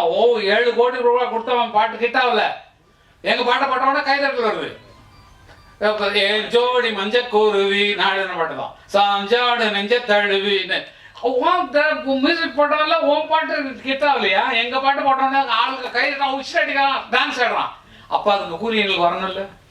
எங்க பேர் போடாம தானே எங்க மியூசிக் டைரக்டர் பணம் கொடுத்தா அவ்வளவு கொடுத்து அவங்கள்ட்ட வாங்க முடியாது தானே எங்க பாட்டு போடுறீங்க. அப்ப எங்களுக்கு அதுல பங்கு உண்டு இல்ல, எங்களுக்கு கொடுத்துருக்கணும் இல்ல. எங்கள்கிட்ட பெர்மிஷன் வாங்க, பெர்மிஷன் கேட்டா ஃப்ரீ அண்ணா கொடுத்துருவாரு. இப்போ கேட்காம போடுறதுன்னா அவருக்கு கோவம் இருக்கு காரணம். எங்கிட்ட கேட்கல, எங்கிட்ட பெர்மிஷன் வாங்கல அப்படின்னு சொல்லி சண்டை போடுற காரணம் பணத்தாசல சார் கொட்டி கிடக்கு. பல பேர் நினைக்கிறீங்க, ஆனா வந்து இந்த ரூலுங்கிறது விதிப்படி நம்ம போயாகும். விதி எவ்வளோ உருவாக்குனாலும் இப்ப இவங்க கதையை வந்து வேற லாங்குவேஜ்ல போட்டாங்கன்னா இவங்க எவ்வளவு வேணாலும் கிளைம் பண்ணலாம். என்னோட சீன்ஸ் விடுது, அதாவது எங்களுக்கு 40 செகண்ட்ஸ் வச்சுக்கலாம், அதெல்லாம் ரூல்ல சொன்னா உங்களுக்கு புரியாது. அந்த மாதிரி அவங்க கதையின் மெயின் கதை எடுத்து வேற கதை பண்ணாலே இது நம்ம கதையில ரிசல்ட் பண்ண கூடுறவன அப்படின்னு சொல்லி கூப்பிட்டு நம்ம வாங்கிக்கிறதுலாம் ரைட்ஸ் உண்டு. எவன் உருவாக்கணும்னா அவங்க அதில் பங்கு. அந்த மாதிரி தான் அந்த ராயல்ட்டிங்கிற வரம் போயிட்டு இருக்கு. அது நிமிடம் பிரச்சனையே வேண்டாம். ஏன்னா பாருங்க, எந்த படத்துக்குமே வராது. ஏன்னா எங்களுக்கு தெரியல, நம்மகிட்ட பெர்மிஷன் கேட்காம போட்டுதானே அப்படிங்கும் போது தான் உங்களுக்கு வருது. அஜித் படம் அதெல்லாம் ஒன்றும் இல்லை, எங்க பாட்டு அவ்வளவுதான். ஒன் மியூசிக் போட முடியல, எங்க பாட்டு தான் உனக்கு ஜெயிக்க வைக்கிறது அப்படிங்கிற சந்தோஷத்தோட இருப்போம். அது கேட்டுதான் இன்னும் சந்தோஷமா கொடுத்துரும். கேட்கலங்கிறதுனால தான் கொஸ்டின். என்னுடைய சொத்தை எப்படி திருடலாம், நீ என்னுடைய கேட்டுக்குள்ள எப்படி நுழையலாம், நீ தான் ஒரு மியூசிக் டைரக்டர் வச்சுருக்கு அவனை போட சொல்லி அந்த மாதிரி அப்படின்னு சொல்லி அவங்கள என்கரேஜ் பண்றதுக்கு தான் அந்த விஷயம் எல்லாம். அதனால எல்லாமே நல்ல வைக்கிறது தான் புரிஞ்சுக்குங்க. எல்லாம் எங்களுக்கு பணத்தாசை கிடையாது இல்ல, எக்கச்சக்கமா இருக்கு, செலவு பண்ண முடியாம எக்கச்சக்க பணம் வச்சிருக்கோம். ரியல் எஸ்டேட் அது யாருக்கு நாங்க ஏன் ஹெல்ப் பண்ண, நீங்க உழைச்சு பண்ணுவாங்க. நீங்க யாரும் என்ன பண்றீங்கன்னு கேக்குறீங்க, அதெல்லாம் இல்ல. ஏன்னா கல்யாண மண்டபம் கட்டி வாடகை தான் விடுவான், நல்ல துட்டு உட்காந்துப்போம். எதுக்கு இது அடுத்த பிசினஸ்? நமக்கு வரக்கூடிய அடுத்த சந்ததிகளுக்கு சேர்த்து வைக்க தான் அப்பங்காரம் இருக்கான். அதனால சேர்த்து வச்சலாம் அடுத்த குழந்தைங்களுக்கு, பேரன் பேத்திகளுக்கு, அந்த அண்ணன் பிள்ளைகளுக்கு, தம்பி பிள்ளைகளுக்கு, அக்கா பிள்ளைகளுக்கு இவங்களுக்கு கொடுக்கத்தான் எங்களுக்கு. அதுக்கு தான் சம்பாதிக்கணும், அவங்களுக்கு நல்லா இருக்கணும் எங்களை மாதிரி. அதனால ஒவ்வொருத்தரும் அப்படி வாழுங்க. மற்றவங்களுக்கு தான தர்மம் பண்றோம் அதெல்லாம் சொல்ல தேவையில்லை. தான தர்மம் பண்ணுங்க, மற்ற கஷ்டப்படுறவங்களுக்கு கொடுங்க, ஃப்ரீயா கொடுங்க, மனசார இருக்கு. ஆனால் நீங்க சம்பாதிக்கிறது உங்க குழந்தைகள் பின்னால வர்றவங்க கஷ்டப்படக்கூடாதுங்கிறதுக்காக சேர்த்து வைங்க. இதான் எனக்கு நாங்க சம்பாதிக்கிறது, நாங்க என்ன பண்ணிட்டு இருக்கோமோ அதை உங்களுக்கு சொல்றோம். நீங்க அதே மாதிரி இருங்க, சந்தோஷமா இருங்க. இன்னைக்கு நல்லா இருக்கிறீங்க, நாளைக்கு நல்லா இருக்க போறீங்க. இனிமேல் வருங்காலத்தில் இன்னும் உயர்ந்து நீங்க வாழ்வீங்க. உங்க எண்ணத்தை ஸ்திரப்படுத்துங்க. நம்ம என்ன ஒரே நோக்கத்தில் இருக்கணும், நான் டைரக்டர் தான், நான் பிலிம் டைரக்டர் தான் வரப்போம், இல்லப்பா நான் நடிகராக தான் வரப்போறேன், அதுல எய்மா இருக்கு. அந்த கனவு தான் உங்களை மேல கொண்டு போவே தவிர 10 பக்கம் திங்க் பண்ணீங்கன்னா வராது. மியூசிக் கிடைச்சா பண்ணலாமே, பாட்டு எழுதுனா எழுதலாமே, அப்படியே வச்சுக்கூடாது என்ன மாதிரி. ஆனா எல்லாத்துலயும் நான் ஜெயிச்சிட்டேன், எல்லாத்துலயும் பாட்டு எழுதுறதுலையும் ஜெயிச்சிருக்கேன். எல்லா பாட்டு இந்த பாட்டெல்லாம் சொன்னா எக்கச்சக்கமா இருக்கு. அந்த மாதிரி அதுலயும் ஜெயிச்சிருக்கேன். மியூசிக் டைரக்ஷன்ல 168 படம் பண்ணிருக்கேன். அது 2000 பாட்டு வரைக்கும் எழுதிருக்கிறேன் நிறைய. எல்லாத்துலயும் ஜெயிச்சது கடவுளுடைய செயல். என் நோக்கம் வந்து எந்த வேலை கிடைச்சா, இப்ப நீங்க ஒரு வேலைக்கு விட்டீங்கன்னா வந்துடுவேன். அந்த மாதிரி வேலை வேணும். அதனால அந்த மாதிரி வளர்ந்தாங்க நாங்க. நீங்களும் உங்கள் மனசை மாற்றிக்கொண்டு நல்லவைகளே நிலைங்க, நல்ல நோக்கியே பயணப்படுங்கள். நடக்கிறது எல்லாமே நல்லா நடக்கும். உங்க ஐடியா பிரமாவா இருக்கு. நான் சொன்னதை மனசுல ஏற்றுக்கொண்டு டைரக்டர் சென்னையில டைரக்டர் பிடிங்க, எல்லாம் உங்களுக்கு ஃப்ரீயா பண்ணி தரதுக்கு நாங்க இருக்கோம். எல்லாம் பார்த்துக்கலாம், சீக்கிரமா பண்ணலாம். நன்றி நன்றி, எல்லாருக்கும் நன்றி, ரொம்ப நன்றி. அனைவருக்கும் எனது இணைய மாலை வணக்கம். இது மாலையில் இரவு. ஐயா பேசினார், லெஜெண்ட்லாம் இங்கே உட்காந்துருக்காங்க. அவங்களுக்கு முன்னாடி நாங்களாம் ஒன்றுமே இல்லை. சினிமா துறை இவங்க பார்த்துப்பாங்க, உங்களை விஃபா பார்த்து தான் வந்திருக்காங்க. காரணம் வந்து நம்ம உழைக்கணுங்க. நான் இன்னைக்கு தொழிலதிபராக இருக்கிற காரணம் உழைச்சின்னு இருக்கேன். எங்கள் அப்பா வந்து ஜமீன்தாராக இருக்கலாம், இல்லை எங்கள் தாத்தா ஃப்ரீடம் ஃபைட்டர். படமே இல்லை, அந்த மாதிரி படம் இல்லை. மேலே பார்த்து இவர் சின்ன கவுண்டர் பார்த்துருக்கோம். ஐயா பேரரசு ஐயா நடித்த இதை டைரக்ட் பண்ண சிவகாசி பார்த்துருக்கோம். அண்ணன் கரகாடக்காரங்களோட பார்த்துருக்கோம். அந்த படம்லாம் இன்னைக்கு இருக்கா பார்த்தீங்கன்னா இல்லை. ஏன் இல்லை? மக்கள் நம்ம நல்லா தான் இருக்கிறோம், டைரக்டர்ஸ் சொன்ன மாதிரி கமர்ஷியலாக போயிட்டாங்க. ஏன் இப்போ வந்த படத்தில் எடுத்திங்கன்னா என்ன இருக்குது சொல்லுங்க பார்க்கலாம். நான் அஜித் ஃபேன் தான், இல்லைன்னு சொல்ல வரல. ஆனால் அதில் ஒன்றுமே இல்லையே. கதையே இல்லையே. சொன்ன மாதிரி ஐயா சொன்ன மாதிரி கேட்டுருந்தா கொடுத்துருப்பார் அண்ணன் பெரியவர். கேட்காம போட்டால் அதை கேட்க தான் செய்வாங்க. 5 கோடி 5 கோடி கேட்கலாம், தப்பு இல்லை. இன்னைக்கு பஸ்ஸில் வருது. நான் எதுக்கு சொல்கிறேன்னா தப்பா நினைக்காதீங்க, உழைங்க சார். நீங்கள் உழைச்சிங்கன்னா நடக்கும் சார். அது சின்ன உதாரணம் மட்டும் சொல்கிறேன் சார். இந்த கையில் மாங்காய் சார், இந்த கையில் மாங்காய், இந்த கையில் கத்தி. இந்த மாங்காவை இந்த கத்தியில் அறுப்பாங்க. இந்த கத்தியில் அறுத்து இங்கே இருக்க உப்பு எடுத்து தொட்டு சாப்பிட்றேன். சாப்பிட்டேன். பின்னா தெரியுது சார், வாயில் ஏதாவது எச்சு விடுதா? ப்ளீஸ். ஏன் சார் இல்லாத ஒரு பொருளுக்கே ஒரு உணர்வு இருக்குன்னா, உங்ககிட்ட கையில் இருக்குன்னா ஏன் முடியாது? நம்ம மனசுதான் சார் காரணம், ஆள் மனசுதான் காரணம். இன்னைக்கு 97% லூசர் சார், 3% தான் வின்னர். அந்த 3% யாருன்னா காலை 3 to 3, 4 மணிக்கு எழுந்துக்கிறவங்க தான் சார் வின்னர். நீங்க யாருன்னா எடுத்துக்கலாம். அதெல்லாம் தயவு செய்து மக்களே என்ன, அதான் ஏழை கலைஞர்னு சொன்னாங்க, தப்பு தயவு செய்து அப்படி சொல்லாதீங்க, கலைஞர்னு சொல்லுங்க. ஏழை எல்லாம் பிறந்துதான் தப்பு, சாவுதான் கூடாது ஏழையா. அதனால ஏன்னா கலைஞர்கள்லாம் நல்லவங்க தான், பட் அவங்களோட எண்ணங்கள் சில நேரங்கள்ல சில கூட்டு சேர்க்கையால் தப்பா போயிட்ட கண்டி அதை நம்ம மாத்திக்கிட்டா படம் நம்மளையும் காப்பாற்றும், நம்ம குடும்பத்தையும் காப்பாற்றும். கலைஞர்கள் நீங்களாம் எங்க குடும்பம் நினைச்சு நான் வந்திருக்கேன். என்ன ரீசன்னா, எனக்கு ஒரு உறவு இருக்கு ஈழத்தமிழர்கிட்ட, அந்த உறவு ரத்தம் எனக்கு இருக்கு. அதனாலதான் ஒரு நண்பருக்கு ஒரு ஈழத்தமிழனா சப்போர்ட் பண்ண நினைச்சேன். ஒரு தமிழனா என்னைக்கும் நாங்கள் இருப்போம், எதுவாக இருந்தாலும் பண்ண முடியும், இறைவனர்களால் பண்ணலாம். நன்றி. அது மறந்து போயிட்டு வந்து பேச பிரபாகரன் வந்திருந்தார் சென்னைக்கு. புலமைப்பித்தன் அவர்கள், கவிஞர் புலமைப்பித்தன் அவர்கள் கூப்பிட்டு எம்ஜிஆர் அவங்கள்ட்ட போனாங்க. போனோன்னா அவருக்கு சொன்னார், எங்களுக்கு நிதி பற்றாக்குறை, வெப்பன்ஸ்லாம் வாங்க வேண்டும். தலைவர் வாயிலிருந்து வந்து போனோம். அது மூலமாக தான் உலகமெல்லாம் சுற்றக்கூடிய வாய்ப்பு எனக்கு கிடைச்சது. ஒவ்வொரு ஊர்லேயும் நடக்காத கண்ட்ரியே கிடையாது, எல்லா உலகத்துக்கும் சுற்றிருக்கோம். ஜெர்மனி, நார்வே, ஸ்வீடன், டென்மார்க்கு, எல்லா இடத்துக்கும் சுவிட்சர்லாண்டு, எல்லா இடத்துக்கும் சுற்றுற காரணம் இந்த இலங்கை தமிழர்கள், இந்த சகோதரர்கள் கிடைச்சதுனால உலகம் சுற்றும் வாலி பன்னா அப்ப இருந்தேன். இப்போ வாலி பன்னா ஆயிப்போச்சு. எதுக்கு சார்னா அவங்களுக்கு நன்றி சொல்ல வேண்டிய இடம். நீங்க அவங்களை பிடிச்சாலே எக்கச்சக்கமா இருக்கும். அவங்களுடைய ஆதரவெல்லாம் இருந்துச்சுன்னா உங்களுக்கு தெரியும், நான் ஒன்றும் சொல்ல தேவையில்லை. இருந்தாலும் உங்களுக்கும் எனக்கும் இருக்கக்கூடிய தொடர்பு, எங்களுக்கும் இருக்கக்கூடிய தொடர்பு நான் இங்க சொல்லணுங்கிறதுக்காக எல்லாம் பெருமைக்குரிய விஷயம்.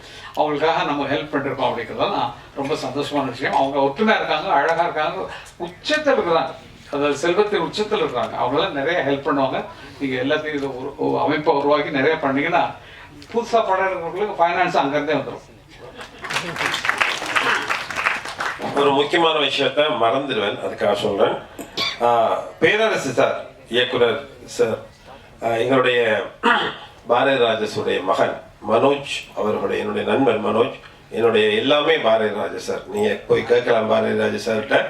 என்ன சென்னையில நான் இப்ப இன்றைக்கு நிக்கிறது காரணமே அவர் தான். எல்லா விஷயத்திலையும் எனக்கு முன்னாடி வருவார், எனக்கு ஆலோசனை சொல்லுவார், எல்லாமே. அவருடைய மரணத்துல மனோஜில் உண்மையிலே நான் சாரை பார்த்தேன். நான் தேங்க்ஸ் பண்ணேன், இப்படி ஒரு பப்ளிக் மேடையில தேங்க்ஸ் பண்றேன். ரொம்ப டெடிகேட். கடைசி வரைக்கும் மனோஜோட அந்த பொடி, அந்த போகும் வரைக்கும் பாரதி ராஜா சாருக்கு பக்கத்துல ஒரு அடிமை மாதிரி, ஒரு ஊழியராக, ஒரு வேலைக்காரராக நின்று கொண்டிருந்தார். நானும் அப்ப கூட தான் இருந்தேன். அப்ப எனக்கே மனோஜ் நிறைய ஹெல்ப் பண்ணிக்காரு, நிறைய ஐடியா தந்திக்காரு. பாரதி சார் என்னுடைய குரு. அப்ப எனக்கு ஒரு பெரிய கவலையில இருந்து அந்த பொடியை எப்படியாவது தூக்கி போயிடணும் மனோஜில. ரொம்ப இது முடியாது, அந்த கிரவுண்டுக்குள்ள மூவ் பண்ணி தூக்க முடியாது. ரொம்ப கவலையில என்னால தூக்க முடியல, பொடி போகுது. மனசெல்லாம் உடைஞ்சு கிட்டத்தட்ட கண்ணீர் வார அளவுக்கு. ஏன்னா மனோஜுக்கும் எனக்கு நடந்த சில சம்பவங்கள் வெளியில இன்னும் தெரியாது, பாரதி சாருக்கு சிலதுகள் தெரியும். அவ்வளவு ஒரு யதார்த்தமான நல்ல உறவு ஒன்று இருக்குது. அப்ப நான் ரொம்ப கவலையில் இருக்கேன். அடே இவர பொடியை தூக்கலையே, தூக்கணுமே ஆரம்பத்திலேருந்து கடைசியா திரும்பி பார்த்தா என் மகன் தூக்கிட்டு போறான். அழுதுச்சு இடத்துல, அழுக வந்துட்டு எனக்கு. கடைசியில என் மகன் தூக்கிட்டு போயிட்டு இருக்கான் எந்த வரைக்கும். நீங்க வீடியோல பாருங்க, அந்த இதுல கடைசி பொடி அந்த இடம் வைக்கும் வரைக்கும் இந்த பையன் தூக்கிட்டு நினைக்கிறார், இவர் பொடியை தூக்கிட்டு போறார். அப்போ கவலையெல்லாம் போச்சு சார். அந்த மன ஆறுதல், அந்த ஒரு சந்தோஷம். உண்மையில நான் பேரரசர் இன்னைக்கு எனக்கு அவர் மீது ஒரு மரியாதை, அன்பு இருக்கு. அந்த மனோஜிட டெத்துல இருந்து இன்னும் பல மடங்கு அந்த அன்பு கூடிச்சு. எப்படி நின்றாரு பாரதியார் என்னால அழுகை கட்டுப்படுத்தி தான் நின்றேன் ஃபுல்லா. எப்படி பார்த்தேன் நான் அவரை இப்படி இருக்கிறாரு என்று சொல்லி. ஸோ மனோஜுக்காக ஒரு சூப்பர் டூப்பரான புத்தகம், கவிதை புத்தகம் சொல்லாமல் சென்றவனே. 6ஆம் மாதம் ஒரு நல்ல ஒரு ஹாலில் ஒரு நல்ல ஒரு ஏற்பாட்டோட எல்லா ஸ்டார்களையும் சினிமா ஸ்டார்களையும் அழைச்சி கவிதை புத்தகம், நீங்கள் யாரும் கவிதை எழுதலாம், நாங்கள் ஒரு டீம் அதை செலக்ட் பண்ணி ஒரு புத்தகமாக அழகாக வெளியிட இருக்கின்றோம். சொல்லாமல் சென்றவனே அதுக்கான அறிவித்தலை கொடுத்துட்டோம். இன்றைக்கு பண்ணிருந்தேன் நான் சார்ட்டையும் சொன்னேன்னு நினைக்கிறேன். ஏற்கனவே 6ஆம் மாதம் ஒரு டேட் அதில் நாங்கள் பண்ணுறதுக்கு இருக்கோம். தக்ஷன் இப்படி பேசுவார்ன்னு நான் நினைக்கல.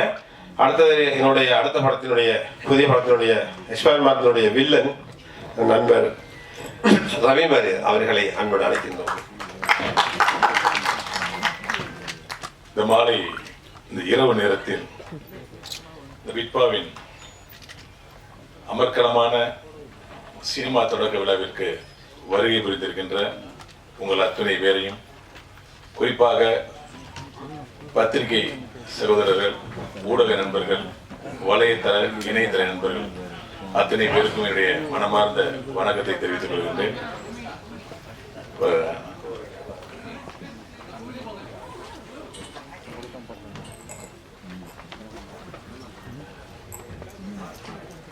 இது என்ன பாலிட்டிஷன் தெரியல. நீங்க பேசும்போது நாங்க உட்காந்துருக்கோம், நாங்க பேசுறோம். ஒரு நிமிஷத்துல போறாங்க, இது ஒரு மணி நேரம் உட்காந்தீங்க. அவர்தான் போயிருக்காருல்ல. உங்க மேல ஒரு பெரிய கம்ப்ளைண்ட் சொன்னாரு ராஜன் சார். வந்தனே போகணும் பாரு, ஆனா பேசி உட்காந்துருவாருன்னு. சரி,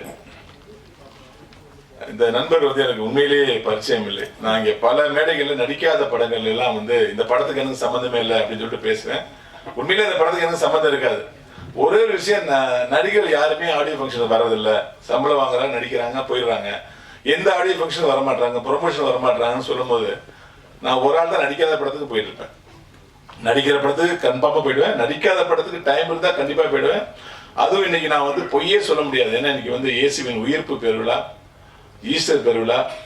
இதில் நான் நைட்டு ஃபுல்லாக சர்ச்சில் இருந்துட்டு பகலில் தூங்கலான்னு தான் பிளான் பண்ணேன். எங்கள் வீட்டில் நிறைய பேர் கெஸ்ட் வந்துட்டாங்க. சாயங்காலமாக தூங்கலான்னு பார்த்தா இவர் மதியமே ஃபோன் பண்ணி பேசினாரு. அவர் பேசுனது எதுவுமே எனக்கு மைண்டில் ஏறல. ஒன்னே இருந்துச்சு, அவர் இலங்கை தமிழருக்கு ஒரு விஷயம். நம்ம தமிழர்களுக்கே நம்ம நிறைய ஹெல்ப் பண்ணுவோம், இலங்கை தமிழர்களுக்கு நம்ம என்ன ஹெல்ப் பண்ண முடியும் சொல்லுங்க? அட்லீஸ்ட் இந்த மாதிரியாவது ஹெல்ப் பண்ணுவோம் அப்படிங்கிறதுனால தான் இந்த விழாவுக்கு நான் வந்தேன். வேட்டைக்காரன் ஒரு படம் பார்த்துருப்பீங்க எல்லாருமே. பழைய வேட்டைக்காரன்ல விஜய் சார் நடிச்ச வேட்டைக்காரன்ல வில்லன் நடிகர் சொல்வார் சலீம் கோஸ் அவர்கள், வேட்டையில எனக்கு சிங்கத்தை பிடிக்கும், துரத்திக்கிட்டே போவோம், உயிருக்கு பயந்துட்டு மானை ஓடிக்கிட்டே இருக்கும், அந்த மானையும் பிடிக்கும். ஆனா இது மானை எப்படா அடிக்கும், அது சாப்பிட்ட எச்சத்தனம் எப்படா சாப்பிடணும், கழுத புலி வெயிட் பண்ண தெரியுமா? அது கழுத புலி மட்டும் எனக்கு பிடிக்கவே பிடிக்காது. மொத்தத்துல ஆட்டத்துல உள்ளவங்க தான் எனக்கு பிடிக்கும், ஓரத்துல வேடிக்கை படணும் பிடிக்காது அப்படிம்பார். அந்த மாதிரி நீங்க சின்ன ஆட்டம் ஆடுறீங்களோ பெரிய ஆட்டம் ஆடுறீங்களோ, ஒரு சின்ன கூட்டத்துக்கே மாநாடுன்னு பேர் வச்சு ஏதோ செய்யணும்னு நினைக்கிறீங்க பாத்தீங்களா? நீங்க ஆட்டத்துக்கு வந்துட்டீங்க. உண்மையிலேயே உங்களுக்கு நான் பாராட்டுறேன். தக்ஷன் சார் வந்து உண்மையில அவர் பேசும்போது வந்து தன்னம்பிக்கைக்கு மிகப்பெரிய புத்தகமே போடலாங்கிற அளவுக்கு ஒரு சின்ன உதாரணத்தை மாங்காய் ஒரு உதாரணம் சொல்லும் போது எனக்கு உண்மையிலே உங்க மேல பெரிய ஒரு அட்டாச்மெண்ட் வந்துச்சு சார். அதே மாதிரி அபூர்வ சொல் படம் பாத்தீங்கன்னா அதுல குள்ள பூ கமல் சார் வந்து வில்லன் கேட்பாரு, துளியோடு இருக்கிற உன்னா என்னடா பண்ண முடியும், என்ன மிரட்டுற அப்படிம்பாரு. அதுக்கு குள்ள கமல் சார் சொல்றாரு, திருக்குறள் கூட தம்மா துண்டு, அதுக்குள்ள எவ்வளவு விஷயம் இருக்கு அப்படிம்பாரு. அது மாதிரி தம்மாத்துட்டா தான் ஆரம்பிக்குது இந்த விட்பா. ஆனா இதுக்கு எவ்வளவு பெரிய விஷயம் இருக்குன்னு அவருடைய பேச்சுல, அவருடைய நம்பிக்கையில எனக்கு தெரிஞ்சது. அவர் ஒரு உணர்ச்சி வசப்படுற ஆளா இருக்கலாம். யாருக்கு உண்மையிலேயே உணர்ச்சி வசப்படுற கேரக்டர் இருக்குன்னா உண்மையா இருக்கவங்களுக்கு தான் வரும். பேரரசா இருக்காரு, பேரரசாருக்கு ஒரு பெரிய நோய் இருக்குன்னாரு, அது உண்மைதான். என்னன்னா அவர் உண்மையா இருப்பாரு, உண்மையை பேச இருப்பாரு. உண்மையை பேச நினைக்கும் போதெல்லாம் பெரிய சலசலப்பு வரும், டென்ஷன் ஆகி கத்தி. நான் பேசும்போது நீங்க பேசுவீங்களா, அமைதியா இருக்க மாட்டீங்களா? சம்டைம் நான் பத்திரிகை பார்த்து ஒரு பேசுற வீடியோ கூட நான் பார்த்தேன். நீங்க போன போங்க கிளம்புங்க அப்படிலாம் சொன்னாரு. எனக்கு ஈஸி மீட்டிங்ல அப்படித்தான் நம்ம காரசாரமா பேசிட்டு இருக்கும்போது அவர் பேசும்போது மட்டும் பாத்தீங்கன்னா எல்லாரும் பேசுவாங்க, எல்லாரையும் டென்ஷன் கத்துவார்.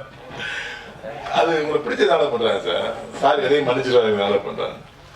அந்த மாதிரி திங்க் பிக் அப்படின்னு சொல்லுவாங்க. எனக்கு ரொம்ப பிடிச்ச வாசகம் ஆங்கிலத்துல வந்து எவ்வளோ வாசகம், லைஃப் இஸ் பியூட்டிஃபுல் மாதிரி எவ்வளோ வாசகங்கள் இருக்கு. அதுல திங்க் பிக் அப்படின்னு ஒரு வார்த்தை, எண்ணுபவற்றை பெரிதாக எண்ணு அப்படின்னு. நான் ஒரு சின்ன படம் பண்றாங்க, என்கிட்ட நிறைய பேர் டைரக்டர் ஃபோன் பண்ணும்போது, ஒரு ப்ரொடக்ஷன் பண்ணி இதெல்லாம் பண்ணும்போது, சார் வணக்கம், இந்த மாசம் ஒரு 10 நாள் டேட் வேணும் அப்படின்னு ஆரம்பிக்க மாட்டாங்க. சார் சின்னதா ஒரு படம் பண்றோம் அப்படின்னா எனக்கு கோவம் வரும். ஏன்னா சின்னதா படம் பண்றேன்னா அவங்க என்ன சின்னதா பட்ஜெட் கேளுங்க அப்படின்னு என்னை அறிவுறுத்துறாங்கன்னு எனக்கு தெரியும். நான் சொல்லுவேன், நீங்க அப்படி சொல்லாதீங்க, சின்ன படம் பெரிய படம் எல்லாமே ரிலீஸ் ஆனதுக்கு அப்புறம் தான் தெரியும். கொஞ்ச நேரத்துக்கு சொன்னார்ல, எத்தனையோ பெரிய படங்கள் மத்தியில் சின்ன படங்கள் நிறைய படம் வந்திருக்கு. குறிப்பா நான் வந்து பாத்தீங்கன்னா பெரிய படங்களே நீங்க பார்க்க முடியாது. நான் ஒரு பத்திரிகை நண்பர்களும் இருக்கீங்க, சின்ன படங்கள் தான் இருப்பேன். அந்த சின்ன படங்கள்ல 3வது கேரக்டர் 2வது கேரக்டர் தான் இருப்பேன். அதிரி புதிரி காமெடி பண்ணி உங்களை எல்லாரையும் சிரிக்க வச்சிருக்கேன். பெரிய படங்கள் மேக்சிமம் என்ன பண்ணுன்னா நிறைய அழைப்பு வரும், நமக்கு பெருசா வந்து அங்க பெரிய ஸ்கோப் இருக்காதுங்கிறதுனால நான் அதை அவாய்ட் பண்ணியிருக்கேன். நிறைய படங்களை, பெரிய பெரிய படங்களை அவாய்ட் பண்ணியிருக்கேன். அது ஏன்னா அட்லீஸ்ட் சின்ன படங்களை நம்ம வந்து என்னது எலிக்கு தலையா இருக்குமே புளிக்கு வாழா இருக்க வேணாம் அப்படின்னு சொல்லிட்டு நம்ம நடிக்கிறது இல்லை. அது மாதிரி சின்ன படங்கள் நான் நடிச்ச படம் எல்லாமே ஹிட். நீங்க பார்த்தா மனங்கூத்தி பறவை, தேசிங்க ராஜா, கூர்கா, வேலனந்தா வெள்ளக்காரன், வெயில், மாயாண்டி குடும்பத்தார், கோரிப்பாளையம், சண்டை, பழனி, சாண்டர்ஸ் எல்லாமே சின்ன படம் தான். நான் நடிச்சது 90% படம் ஹிட். அது காரணம் என்னன்னா நான் சின்ன படங்கள் தான் பெருசா நடிச்சிருக்கேன். நான் பெரிய படங்கள் நம்பி நடிச்ச 2 படம், 2 படத்தில் பெரிய ஸ்கோப் இல்லை, நான் அந்த நடிக்க வேணாம்னு ஒரு முடிவே கூட நான் பண்ணிட்டேன். நீங்க டிக்ளேர் பண்ணிக்கலாம் நீங்க, ஏன்னா அது பெரிய ஸ்கோப் இல்லை. இங்க என்னன்னா இவருக்கு ஒரு சின்ன ஒரு ஷேரிங் என்னன்னா, நீங்க இப்படிதான் வருவீங்க, லைக்காவெல்லாம் உதாரணம் சொல்லுவீங்க, ஷேர் கூட்டம்லாம் வருவாங்க, நீங்க வந்து ஒரு லப்பர் இந்த மாதிரி ஒரு படம் எடுத்துட்டீங்க அப்படின்னு வச்சுங்களேன், அது மிகப்பெரிய வெற்றி பெற்றுச்சுன்னா நீங்க இடத்துல பண்ணுவீங்க. அதே மாதிரி ஒரு புதிய இயக்குநர்களை ஒரு புதிய டீமை ஃபார்ம் பண்ணி ஒரு படம் எடுக்க மாட்டீங்க. உங்களை சுற்றி பெரிய வட்டம் வந்துடும். வந்து தலைவர் நம்ம இப்படியே போகக்கூடாது, அது ஒரு 30 கோடி எடுத்து பிளான் பண்ணுவோம், இவர் ஹீரோவை போடலாம், தெலுங்குல இருந்து ஒரு வில்லன் செமையா பண்றாங்க, தெலுங்கு மாதிரி ஓப்பன் ஆயிடும். மலையாளத்தில் ஒருத்தர் இருக்கார், அவர் மாதிரி உலகத்தில் யாருமே நடிக்க முடியாது, அவரை போட்டலாம். ஒரு பேன் இண்டியா ரிலீஸ் பண்ணி ஒரு 30 கோடிக்கு படம் எடுத்தோம்னா ஒரு 300 கோடி தெரியலாமன்னு ஆரம்பிப்பாங்க. நீங்க என்ன பண்ணுவீங்க, எத்தனை நாளைக்கு தான் பேசி சுத்திட்டு இருக்குது, பையன் வேற பெரிய பையன் வாழ்க்கையில செட்டில் ஆகணும்னு சொல்லி இந்த ஷேர் ஹோல்டர், நீங்க ஷேர் ஹோல்டர் தப்பு செஞ்சாலும் நாங்கள் தண்டிச்சு உடனே வெளியே அனுப்பிடுவோம், இந்த பாலிசியெல்லாம் மறந்து நீங்க அந்த கிணத்துக்குள்ள குதிப்பீங்க. கடைசியில் என்ன பண்ணுவீங்க, ஒரு வருஷம் கழிச்சு கிணத்துல தண்ணியில இல்லை யாராவது காப்பாற்றுங்க, யாருமே கை கொடுக்க மாட்டாங்க. இன்றைய வரைக்கும் என்னுடைய முதல் படத்துடைய தயாரிப்பாளர் ஆர்பி சௌத்ரியர்கள் தன்னுடைய பாலிசியிலிருந்து ஒரு நாள் கூட பேக் பண்ணதில்லை. புதிய இயக்குனருக்கு தான் வாய்ப்பு கொடுத்திருக்காரு, தனக்கு என்ன பட்ஜெட்டோ அதுக்கு தான் படம் பண்ணியிருக்காரு. கை மீறி ஒரு நாள் பட்ஜெட்டை போக விடுறதே கிடையாது. திருப்பாச்சி எடுக்கும்போது பேரரசார் அதான் பட்ஜெட்டு, ஜீவாவை அறிமுகப்படுத்தி ஆசை எடுக்கும்போது எனக்கு பட்ஜெட் கன்ஸ்ட்ரெயின் தான், இவ்வளவுதான் பண்ணணும். என் பையன் நடிக்கிறாங்க தான் நீ பெருசா பண்ணக்கூடாது, விஜய் சார் நடிக்கிறாங்க தான் உனக்கு பட்ஜெட் நீ பெருசா கூடாது, இவ்வளவுதான் பட்ஜெட் உள்ள வாழ்ந்ததுனால தான் இன்றும் சவுதி சார் அசைக்க முடியாத ஒரு ப்ரொடியூசர் தெலுங்கு இருக்காரு. ஒரு பாலிசியை ஃபார்ம் பண்ணீங்கன்னா அந்த பாலிசியை ஸ்ட்ராங்கா நின்று பாருங்க சார், உங்களுக்கு தோல்வியே கிடைக்காது சார். நீங்க என்ன பண்றீங்க, ஆஸ்லிஸ்ட் ஆயிடுறீங்க, வைப்ரண்ட் ஆயிடுறீங்க, சுத்தி உள்ளவங்க கேட்கறதா உங்களுக்கு வந்து நப்பாசைகள் வளருது, பேராசைகள் வளருது. நீங்க ஒரு பாலிசியை ஃபாலோ போயிட்டே இருங்க. பெரிய சார் வச்சு எடுக்க போறோமா, நல்ல பாலிசி அப்படியே போயிடுங்க. சின்ன சார் வச்சு நல்ல படம் எடுக்க முடியும், அப்படியே போங்க. சின்ன படம் எடுத்து ஹிட் ஆனதுக்கு அப்புறம் இப்படி எடுக்கலாமே நீங்க இறக்கிறீங்கல்ல, இதுலதான் சார் பல பிடிச்சி காணப்படாங்க. அது நான் பல பேர் உதாரணம் சொல்லக்கூடாது, பேர் சொல்லக்கூடாது, பல உதாரணங்கள் இருக்கு. சின்னதா எடுத்து வரைக்கும் ஜெயித்தே இருந்தவங்க ஒரு தயாரிப்படம்லாம் மொத்தமா 100 படம் எடுத்து ஜெயிச்சத ஒரு ப்ரொடியூசர் ஒரே படத்துல காலி பண்ணாரு. அப்போ அந்த பேராசை யாருக்கு வந்துடக்கூடாதுங்கிறது தான் என்னுடைய என்ன சொல்றது, என்னுடைய வேண்டுகோள். அது உங்களுக்கும் வந்துடக்கூடாது. உங்களுடைய விட்பா பத்தி ஒரு ஆரம்பிக்கிற வார்த்தை இருக்கு, விட்பான விடுப்பான்னு இல்ல, விட்டம்பா கூட வரலாம், படத்தை ரிலீஸ் பண்ண விட்டம்பா கூட வரலாம். ஆனா அந்த சென்டிமெண்ட் எல்லாம் வந்து எனக்கு தெரியல, பேருக்காக படம் ஓடுமா சென்டிமெண்ட்டுக்காக படம் ஓடுமா அப்படி இல்லை. ஒன்னே ஒன்று ஓடுது சார், மக்களுக்கு பிடிச்ச படம் ஓடும். அது காமெடி படமா இருக்கலாம், த்ரில்லர் படமா இருக்கலாம், ஃபேமிலி சென்டிமெண்ட் படமா இருக்கலாம், ஆக்ஷன் படமா இருக்கலாம், என்டர்டைன்மெண்ட் படம் எது வேணா இருக்கலாம் சார். அந்த 2 மணி நேரம் மக்களுக்கு பிடிக்கும், இவ்வளவுதான் சார் சூத்திரம். அதுக்கு நீங்க கதை செலக்ட் பண்ணுங்க, உங்க பங்குதாரர் என்னைக்குமே சிரிக்கணும்னீங்க, கண்டிப்பா நடக்கும். விட்பா விட்டு மனவார்ந்த வாழ்த்துக்கள்.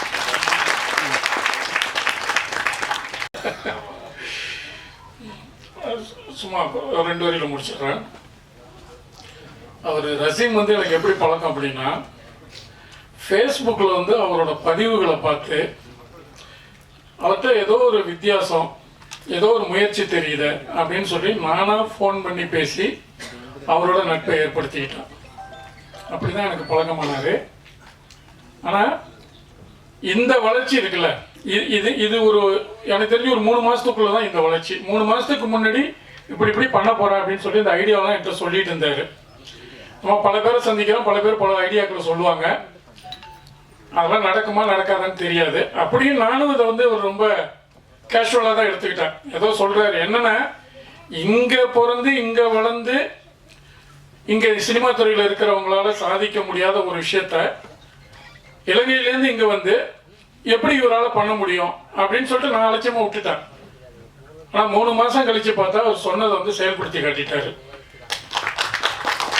எந்த ஒரு அழகான கோலத்துக்கும் ஒரு ஆரம்ப புள்ளி ஒன்று வேணும். அந்த முதல் புள்ளியை வச்சா தான் அடுத்தடுத்த புள்ளிகளை வச்சு அது அழகான கோலமாக ஆக்க முடியும்.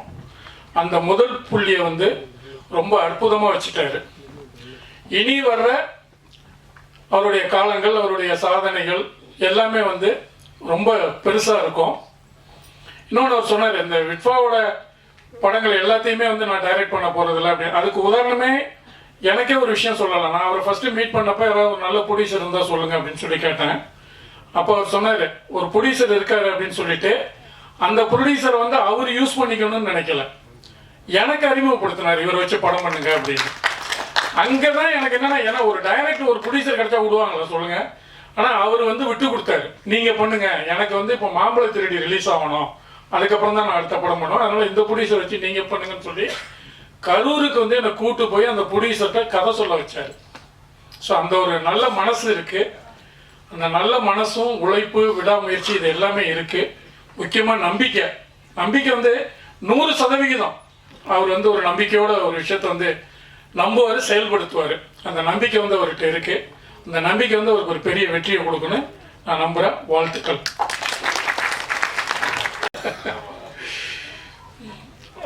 சும்மா 2 வரியில் முடிச்சிடுறேன். அவர் ரசீம் வந்து எனக்கு எப்படி பழக்கம் அப்படின்னா, ஃபேஸ்புக்கில் வந்து அவரோட பதிவுகளை பார்த்து அவர்கிட்ட ஏதோ ஒரு வித்தியாசம், ஏதோ ஒரு முயற்சி தெரியுது அப்படின்னு சொல்லி நானாக ஃபோன் பண்ணி பேசி அவரோட நட்பை ஏற்படுத்திக்கிட்டேன். அப்படி தான் எனக்கு பழக்கமானார். ஆனால் இந்த வளர்ச்சி இருக்குல்ல, இது ஒரு எனக்கு தெரிஞ்சு ஒரு 3 மாதத்துக்குள்ளே தான் இந்த வளர்ச்சி. 3 மாதத்துக்கு முன்னாடி இப்படி பண்ண போகிறேன் அப்படின்னு சொல்லி இந்த ஐடியாவெலாம் என்கிட்ட சொல்லிட்டு இருந்தார். நம்ம பல பேரை சந்திக்கிறோம், பல பேர் பல ஐடியாக்களை சொல்லுவாங்க. அதெல்லாம் நடக்குமா நடக்காதான்னு தெரியாது. அப்படியும் நானும் இதை வந்து ஒரு ரொம்ப கேஷுவலாக தான் எடுத்துக்கிட்டேன். ஏதோ சொல்கிறாரு என்னென்னா, இங்கே பிறந்து இங்கே வளர்ந்து இங்கே சினிமா துறையில் இருக்கிறவங்களால சாதிக்க முடியாத ஒரு விஷயத்த இலங்கையிலேருந்து இங்கே வந்து எப்படி இவரால் பண்ண முடியும் அப்படின்னு சொல்லிட்டு நான் அலட்சியமாக விட்டுட்டேன். ஆனால் 3 மாதம் கழித்து பார்த்தா அவர் சொன்னதை வந்து செயல்படுத்தி காட்டிட்டாரு. எந்த ஒரு அழகான கோலத்துக்கும் ஒரு ஆரம்ப புள்ளி ஒன்று வேணும். அந்த முதல் புள்ளியை வச்சா தான் அடுத்தடுத்த புள்ளிகளை வச்சு அது அழகான கோலமாக ஆக்க முடியும். அந்த முதல் புள்ளியை வந்து ரொம்ப அற்புதமாக வச்சுட்டாரு. இனி வர்ற அவருடைய காலங்கள், அவருடைய சாதனைகள் எல்லாமே வந்து ரொம்ப பெருசாக இருக்கும். இன்னொன்று அவர் சொன்னார், இந்த விட்வாவோட படங்கள் எல்லாத்தையுமே வந்து நான் டைரக்ட் பண்ண போகிறதில்ல அப்படின்னு. அதுக்கு உதாரணமே எனக்கே ஒரு விஷயம் சொல்லலாம். நான் அவரை ஃபஸ்ட்டு மீட் பண்ணப்போ ஏதாவது ஒரு நல்ல ப்ரொடியூசர் இருந்தால் சொல்லுங்கள் அப்படின்னு சொல்லி கேட்டேன். அப்போ அவர் சொன்னார், ஒரு ப்ரொடியூசர் இருக்காரு அப்படின்னு சொல்லிட்டு அந்த ப்ரொடியூசரை வந்து அவர் யூஸ் பண்ணிக்கணும்னு நினைக்கல, எனக்கு அறிமுகப்படுத்தினார், இவரை வச்சு படம் பண்ணுங்க அப்படின்னு. அங்கே தான் எனக்கு என்னன்னா, ஏன்னா ஒரு டைரக்டர் ஒரு ப்ரொடியூசர் கிடைச்சா விடுவாங்களா சொல்லுங்க.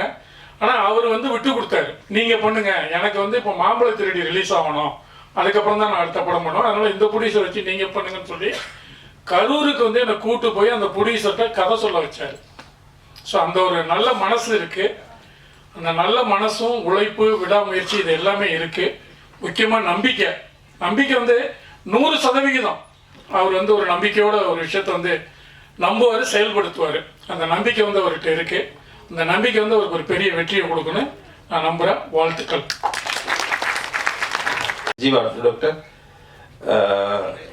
ஜெயபிரகாஷ் குருஜி, ருத்ரா ஃபவுண்டேஷன் நாம் சோழர்கள் அமைப்பின் சர்வதேச தலைவர் குருஜி அவர்கள் எனக்கு ஒரு ஒரு ஒரு நண்பர். அவர்தான் இன்று இந்த எங்களுடைய சினிமா, எங்களுடைய மாபெரும் இசையமைப்பாளர் அவரை இங்கே அழைத்து வந்ததற்கு காரணம். ஸோ அவருக்கு குருஜி அவர்களுக்கு நான் இந்த மேடையிலே நன்றியை தெரிவிக்கின்றேன். இன்னொருத்தர் ரஜினி சார் மெடிக்கல் நிறுவனம் ஒன்றின் தலைவர். இந்த மண்ணில் நான் சினிமா துறையில் இன்று நிற்பதற்கு இன்னொரு காரணமும் அவர்தான். அவ்வளவு நிறைய எனக்கு உதவிகள் பண்ணியிருக்கார். அதை சொல்லிக் கொண்டிருக்க டைம் போதான்னு தெரியும், இன்னொரு மேடையில் சொல்லுவோம். அவ்வளோ ஒரு ஜென்டில்மேன். நான் இந்த விட்பாவுக்கூடாக மிக விரைவில் நான் நினைக்கிறேன் 2026 அவரே ஒரு ப்ரொடியூசர் ஆக்க விரும்புகின்றேன். விட்பா ப்ரொடியூசர் ஆக்க போகுதுன்னா அவர் கோடிக்கணக்கில் போகிறதுன்ற அர்த்தம் இல்லை. நாங்கள் அவரை ப்ரொடியூசராக கொண்டு வருவோம். விட்பாவோட ஃபண்ட் இல்லை, அதுதான் அதில் திட்டம். ஸோ அப்படி எல்லாருமே கூட உறுப்பினர்கள் எல்லாம் இருக்கிறாங்க. தமிழ்க்கும் பொதுச் செயலாளர் யாருமே பேசினா கேட்கறதுக்கு யாருமே பொறுமையோட இப்போ இல்லை. பிரியாணி காத்துட்டு இருக்குது, எல்லாரும் போய் சாப்பிடணும். நீங்கள் எல்லாம் சாப்பிட்டு தான் போகணும் சார், போயிடாதீங்க, அன்பாக இருந்து சாப்பிடுவோம். அடுத்தது என்னுடைய நீண்ட நாள் நண்பர். நான் சென்னைக்கு வந்து சினிமாவில் போராடி 2006 இருந்து வந்துட்டு இருக்கிறேன். வந்து போவேன். இப்போ கடைசியாக 2 வருஷமா இங்கே இருக்கிறோம். என்னுடைய நெருங்கிய நண்பர் இஸ்மாயில் ஒரு 10 படம் பண்ணியிருக்காரு. என்னுடைய எந்த ஒரு விழாவுக்கும் விட மாட்டார், ஸ்டேஜுக்கு நிறுத்திடுவார். ஸோ அவரை நான் ஸ்டேஜுக்கு கொண்டு வந்திருக்கின்றேன். இஸ்மாயில் 2 வார்த்தை ப்ளீஸ். 2 வார்த்தை, 2 இல்லை, பேசுங்க, டக்குன்னு முடிச்சிடும். நன்றி வணக்கம் தான் சொல்லணும். ஏன்னு சொன்னா இவ்வளோ எல்லாருமே பேசிட்டாங்க. அதெல்லாம் விட மாப்பிள்ளை ரொம்ப பேசிட்டாரு. அதனால நான் ஒரு ஃபேஸ்புக்கில் விஷயம் போடவே படிக்கிற சொல்லியோ இவ்வளோ எழுதுனா எப்போ படிக்கிறது அப்படிங்கிறது. அதே மாதிரி இங்கேயும் ரொம்ப எல்லா விஷயங்களையும் அவர் சொல்லிட்டாரு. இல்லை நான் சொல்றதுக்கு இல்லை. அதை விட எங்கள் தலைவர் செயலாளர் அவங்கெல்லாம் பேசிட்டாங்க. Rajan sir, Amaran sir, Ravi Mariya sir எல்லாருமே இந்த விஷயங்கள் சொல்லிட்டாங்க. நான் புதுசாக சொல்றதுக்கு ஒன்றும் இல்லை. பொதுவாக படம் எடுக்கிறது ரொம்ப கஷ்டம் அப்படிங்கிறது எல்லாத்துக்கும் தெரியும். அதை ரிலீஸ் பண்ணுறதுக்கு அது ரொம்ப கஷ்டம் அப்படிங்கிறது தெரியும். ஆனால் அது ரொம்ப லேசான விஷயம்தான். அது சரியான இடத்துல சரியான படமாக எடுத்து சரியான இடத்துல கொண்டு போய் சேர்த்துட்டா மக்கள் பார்க்கறதுக்கு தயாராக இருக்கிறாங்க. அதனால் அந்த சரியான பாதையை நீங்கள் தேர்வு செஞ்சுருக்கீங்க. இன்னைக்கு படம் எடுக்கிறது ரொம்ப கஷ்டம் சொல்கிறத விட இது கொண்டு போய் சேர்க்கறது கஷ்டம் சொல்கிறோம் பார்த்தீங்களா? அதே மாதிரி சேர்த்தாலும் போதாது, சேர்த்ததை வெற்றி பெற செய்யக்கூடிய இதுவும் நம்மளோட கையில் இருக்கணும். அந்த எந்த தேர்வில் போட்டால் படம் ஓடும், எந்த டிஸ்ட்ரிபியூட்டர் கொடுத்தா படம் ரிட்டர்ன் தருவான் அப்படிங்கிறதெல்லாம் பார்த்துட்டு அதே மாதிரி என்ன வியாபாரம் பண்ண முடியும் அப்படிங்கிறத வியாபாரத்தையும் பார்த்துட்டோம்னு வச்சுக்கோங்க, நம்ம கண்டினியூவாக படம் எடுத்துக்கிட்டே இருக்கலாம். சாருடைய காலங்கள், அதாவது இப்போ சார் சொன்னாங்க எங்கள் அப்பா அப்படின்னு, பேரரசு சார் சொன்னாங்க எங்கள் அப்பா அப்படின்ட்டு உதயகுமார் சாரை. எனக்கு அப்படி பார்த்தா இவர் நண்பர், அவர் அப்பா தாத்தா கங்கைமன் சார் மாதிரி ஆகிட்டாங்க அப்படிங்கிற விஷயங்கள் இருந்துச்சுன்னா சினிமாக்கள் எப்போதும் நல்லா தான் இருக்குது. இப்பவும் இந்த வியாபாரம் அப்படிங்கிற விஷயமும் ரிலீஸுங்கிற விஷயம் தான் கஷ்டமாக இருக்குது. ஆனால் நம்ம ஹைவேல போகக்கூடாது. சின்ன படம் ஒரு சப்வே ஒன்று இருக்குது பார்த்தீங்களா, அந்த ரூட்டில் போய் கரெக்டாக பேருக்கு இல்லாமல் போட்ட பணத்தை திருப்பி எடுக்கணும்னு பார்த்தா கண்டிப்பாக எடுக்கலாம். நான் எல்லா படங்களும் ப்ரொடக்ஷன் பண்ணுறேன், டிஸ்ட்ரிபியூஷன் பண்ணுறேன், டைரக்ஷன் பண்ணுறேன்னு சொன்னாலும் அந்த படங்களை திருப்பி எடுக்கிறனால தான் அடுத்தடுத்து போக முடியுது. அதனால் இந்த அமைப்பை தொடங்குறது சினிமாவை ரிலீஸ் பண்ணுறதுக்காக வேண்டி அப்படிங்கிறதுனால அதே ஒரு பெருமையான விஷயம். சார்லாம் சொன்ன மாதிரி நானும் ஒரு பயத்திலே தான் உள்ள வந்து ஐயோ எந்த செங்கத்துன்னு நம்மளும் பார்த்துட்டாங்கன்னா வந்து உதயகுமார் சார் கேட்பாரு, என்னடா நீ ஏட்டா கேட்டுருக்கேன்னு கேட்டு வரேன்னு நினச்சிக்கிட்டு வந்தேன். அதெல்லாம் ஒன்றும் இல்லை, டிஸ்ட்ரிபியூஷனுக்கு நல்ல ஒரு விஷயம். அதனால ராஜன் சார் போயிட்டாருன்னு நினைக்கிறேன். அதனால நல்லபடியாக படம் எடுங்க, நல்லபடியாக பண்ணுங்க. நிச்சயமாக சினிமா உலகத்திலே உயர்ந்த தொழில் என்னது என்கிட்ட கேட்டால் சினிமா மட்டுமே சொல்லுவேன். சினிமா மட்டும்தான் உண்மையிலே. சினிமாவில் எங்கள் அப்பா அம்மா எனக்கு போட்ட சோறை விட சினிமா தான் அதிகமாக சோறு போடுது. இங்கே இருக்கக்கூடிய எல்லாருக்கும் அப்படியே தான் இருக்கும்னு நினைக்கிறேன். அதனால சினிமா நல்ல தொழில், சரியா பண்ணுங்க, சரியா சேர்க்கக்கூடிய இடத்துல கொண்டு போய் சேர்த்தா மக்கள் பார்க்கறதுக்கு தயாராக இருக்காங்க. நன்றி, வணக்கம். சினிமாவில் சார், எங்களுடைய பேரரசு சார், எங்களுடைய மணிபாரத் சார் எல்லாருக்குமே தெரியும், திடீரென்று நெருக்கடி வரும். Technical problem. நாம் ஒரு விழா வச்சிருவோம், டெக்னிக்கல் ப்ராப்ளம். அந்த நேரம் அந்த டெக்னீஷியன் நமக்கு பெரிய ஒரு கடவுள் அப்போ அந்த அளவு தெரிவாரு. ஸோ இரவு ஒரு முக்கியமான நாங்கள் போட்ட வீடியோவில் 2 வீடியோ ஃபெயிலியர் ஆகிட்டு, டெக்னிக்கல் ப்ராப்ளம், ரொம்ப டென்ஷன் ஆகிட்டு, போட்டே ஆகணும். இரவு தூங்க பிளான் பண்ணி நல்லா தூங்கி ஃபங்க்ஷனு போகணுண்டு. அந்த டைமில் ஒரு டெக்னீஷியன் காட்டினா சார் எங்களுக்கு ஒரு அன்பு. விடிய முழிச்சிருந்து 4 டெக்னீஷியனை கொண்டு வந்து டப்பிங்கு ஒருத்தர் அரேஞ்ச்மெண்ட் பண்ணி டப்பிங் பேசணும், இங்கே எஃபெக்ட் போடணும், எடிட் பண்ணணும், அங்கே 5.1 சரௌண்டிங் பண்ணணும். இது எல்லாத்தையும் ஒரு டெக்னீஷியன் பண்ணி விடிய 5:30 வரைக்கும் உங்களோட இருந்து ஒரு காட்டின ஒரு அன்பு இருக்குது. எதையுமே எதிர்பார்க்கல, எமௌண்ட் கூட வாங்கல, கொடுத்தன்னு வாங்கல சார். உங்களுக்கு நீங்க நல்லா இருக்கணும் சார் அப்படின்ட்டு மற்ற எமௌண்ட் கொடுத்தோம், அவருக்குரிய எமௌண்ட் வாங்கல. சுபாஷ் என்ற ஒரு சவுண்ட் இன்ஜினியர், மாம்பழத்தினுடைய படத்தினுடைய சவுண்ட் இன்ஜினியர் தங்கமான ஒரு கேரக்டர். அவரை நீங்க எல்லாரும் யூஸ் பண்ணிக்கணும். அவ்வளவு கெட்டிக்காரன். சுபாஷுக்கு ஒரு சின்ன அன்பளிப்பு உண்டு, அது நீங்க கொடுக்க விரும்புகிறேன். அந்த அன்பளிப்பை சார் கொடுக்கணும்னு சொல்லி விரும்புகிறேன். சுபாஷ் கம் ப்ளீஸ்.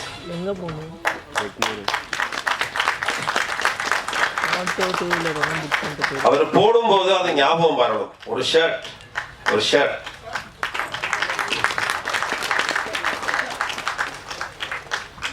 ஸோ சுபாஷுக்கு எங்களோட வித்வா மூலமாக நாங்கள் பெரிய அளவில் ஹெல்ப் பண்ணுறதுக்கு இருக்கோம். நிறைய படங்களுக்கு அவர் சவுண்ட் இன்ஜினியராக ஒர்க் பண்ணுவார். ஒரு நல்ல சவுண்ட் இன்ஜினியர் உங்களுக்கு தேவைன்னு சொன்னார். ஒரு கண்ணியமான இரவு முழுக்க விடிய முழிச்சிருந்து இது பண்ண முடிப்பு கொண்டா நான் சுபாஷ் இருக்காரு. தேங்க்யூ ஸோ மச் சுபாஷ், தேங்க்யூ ஸோ மச். பேசுங்க.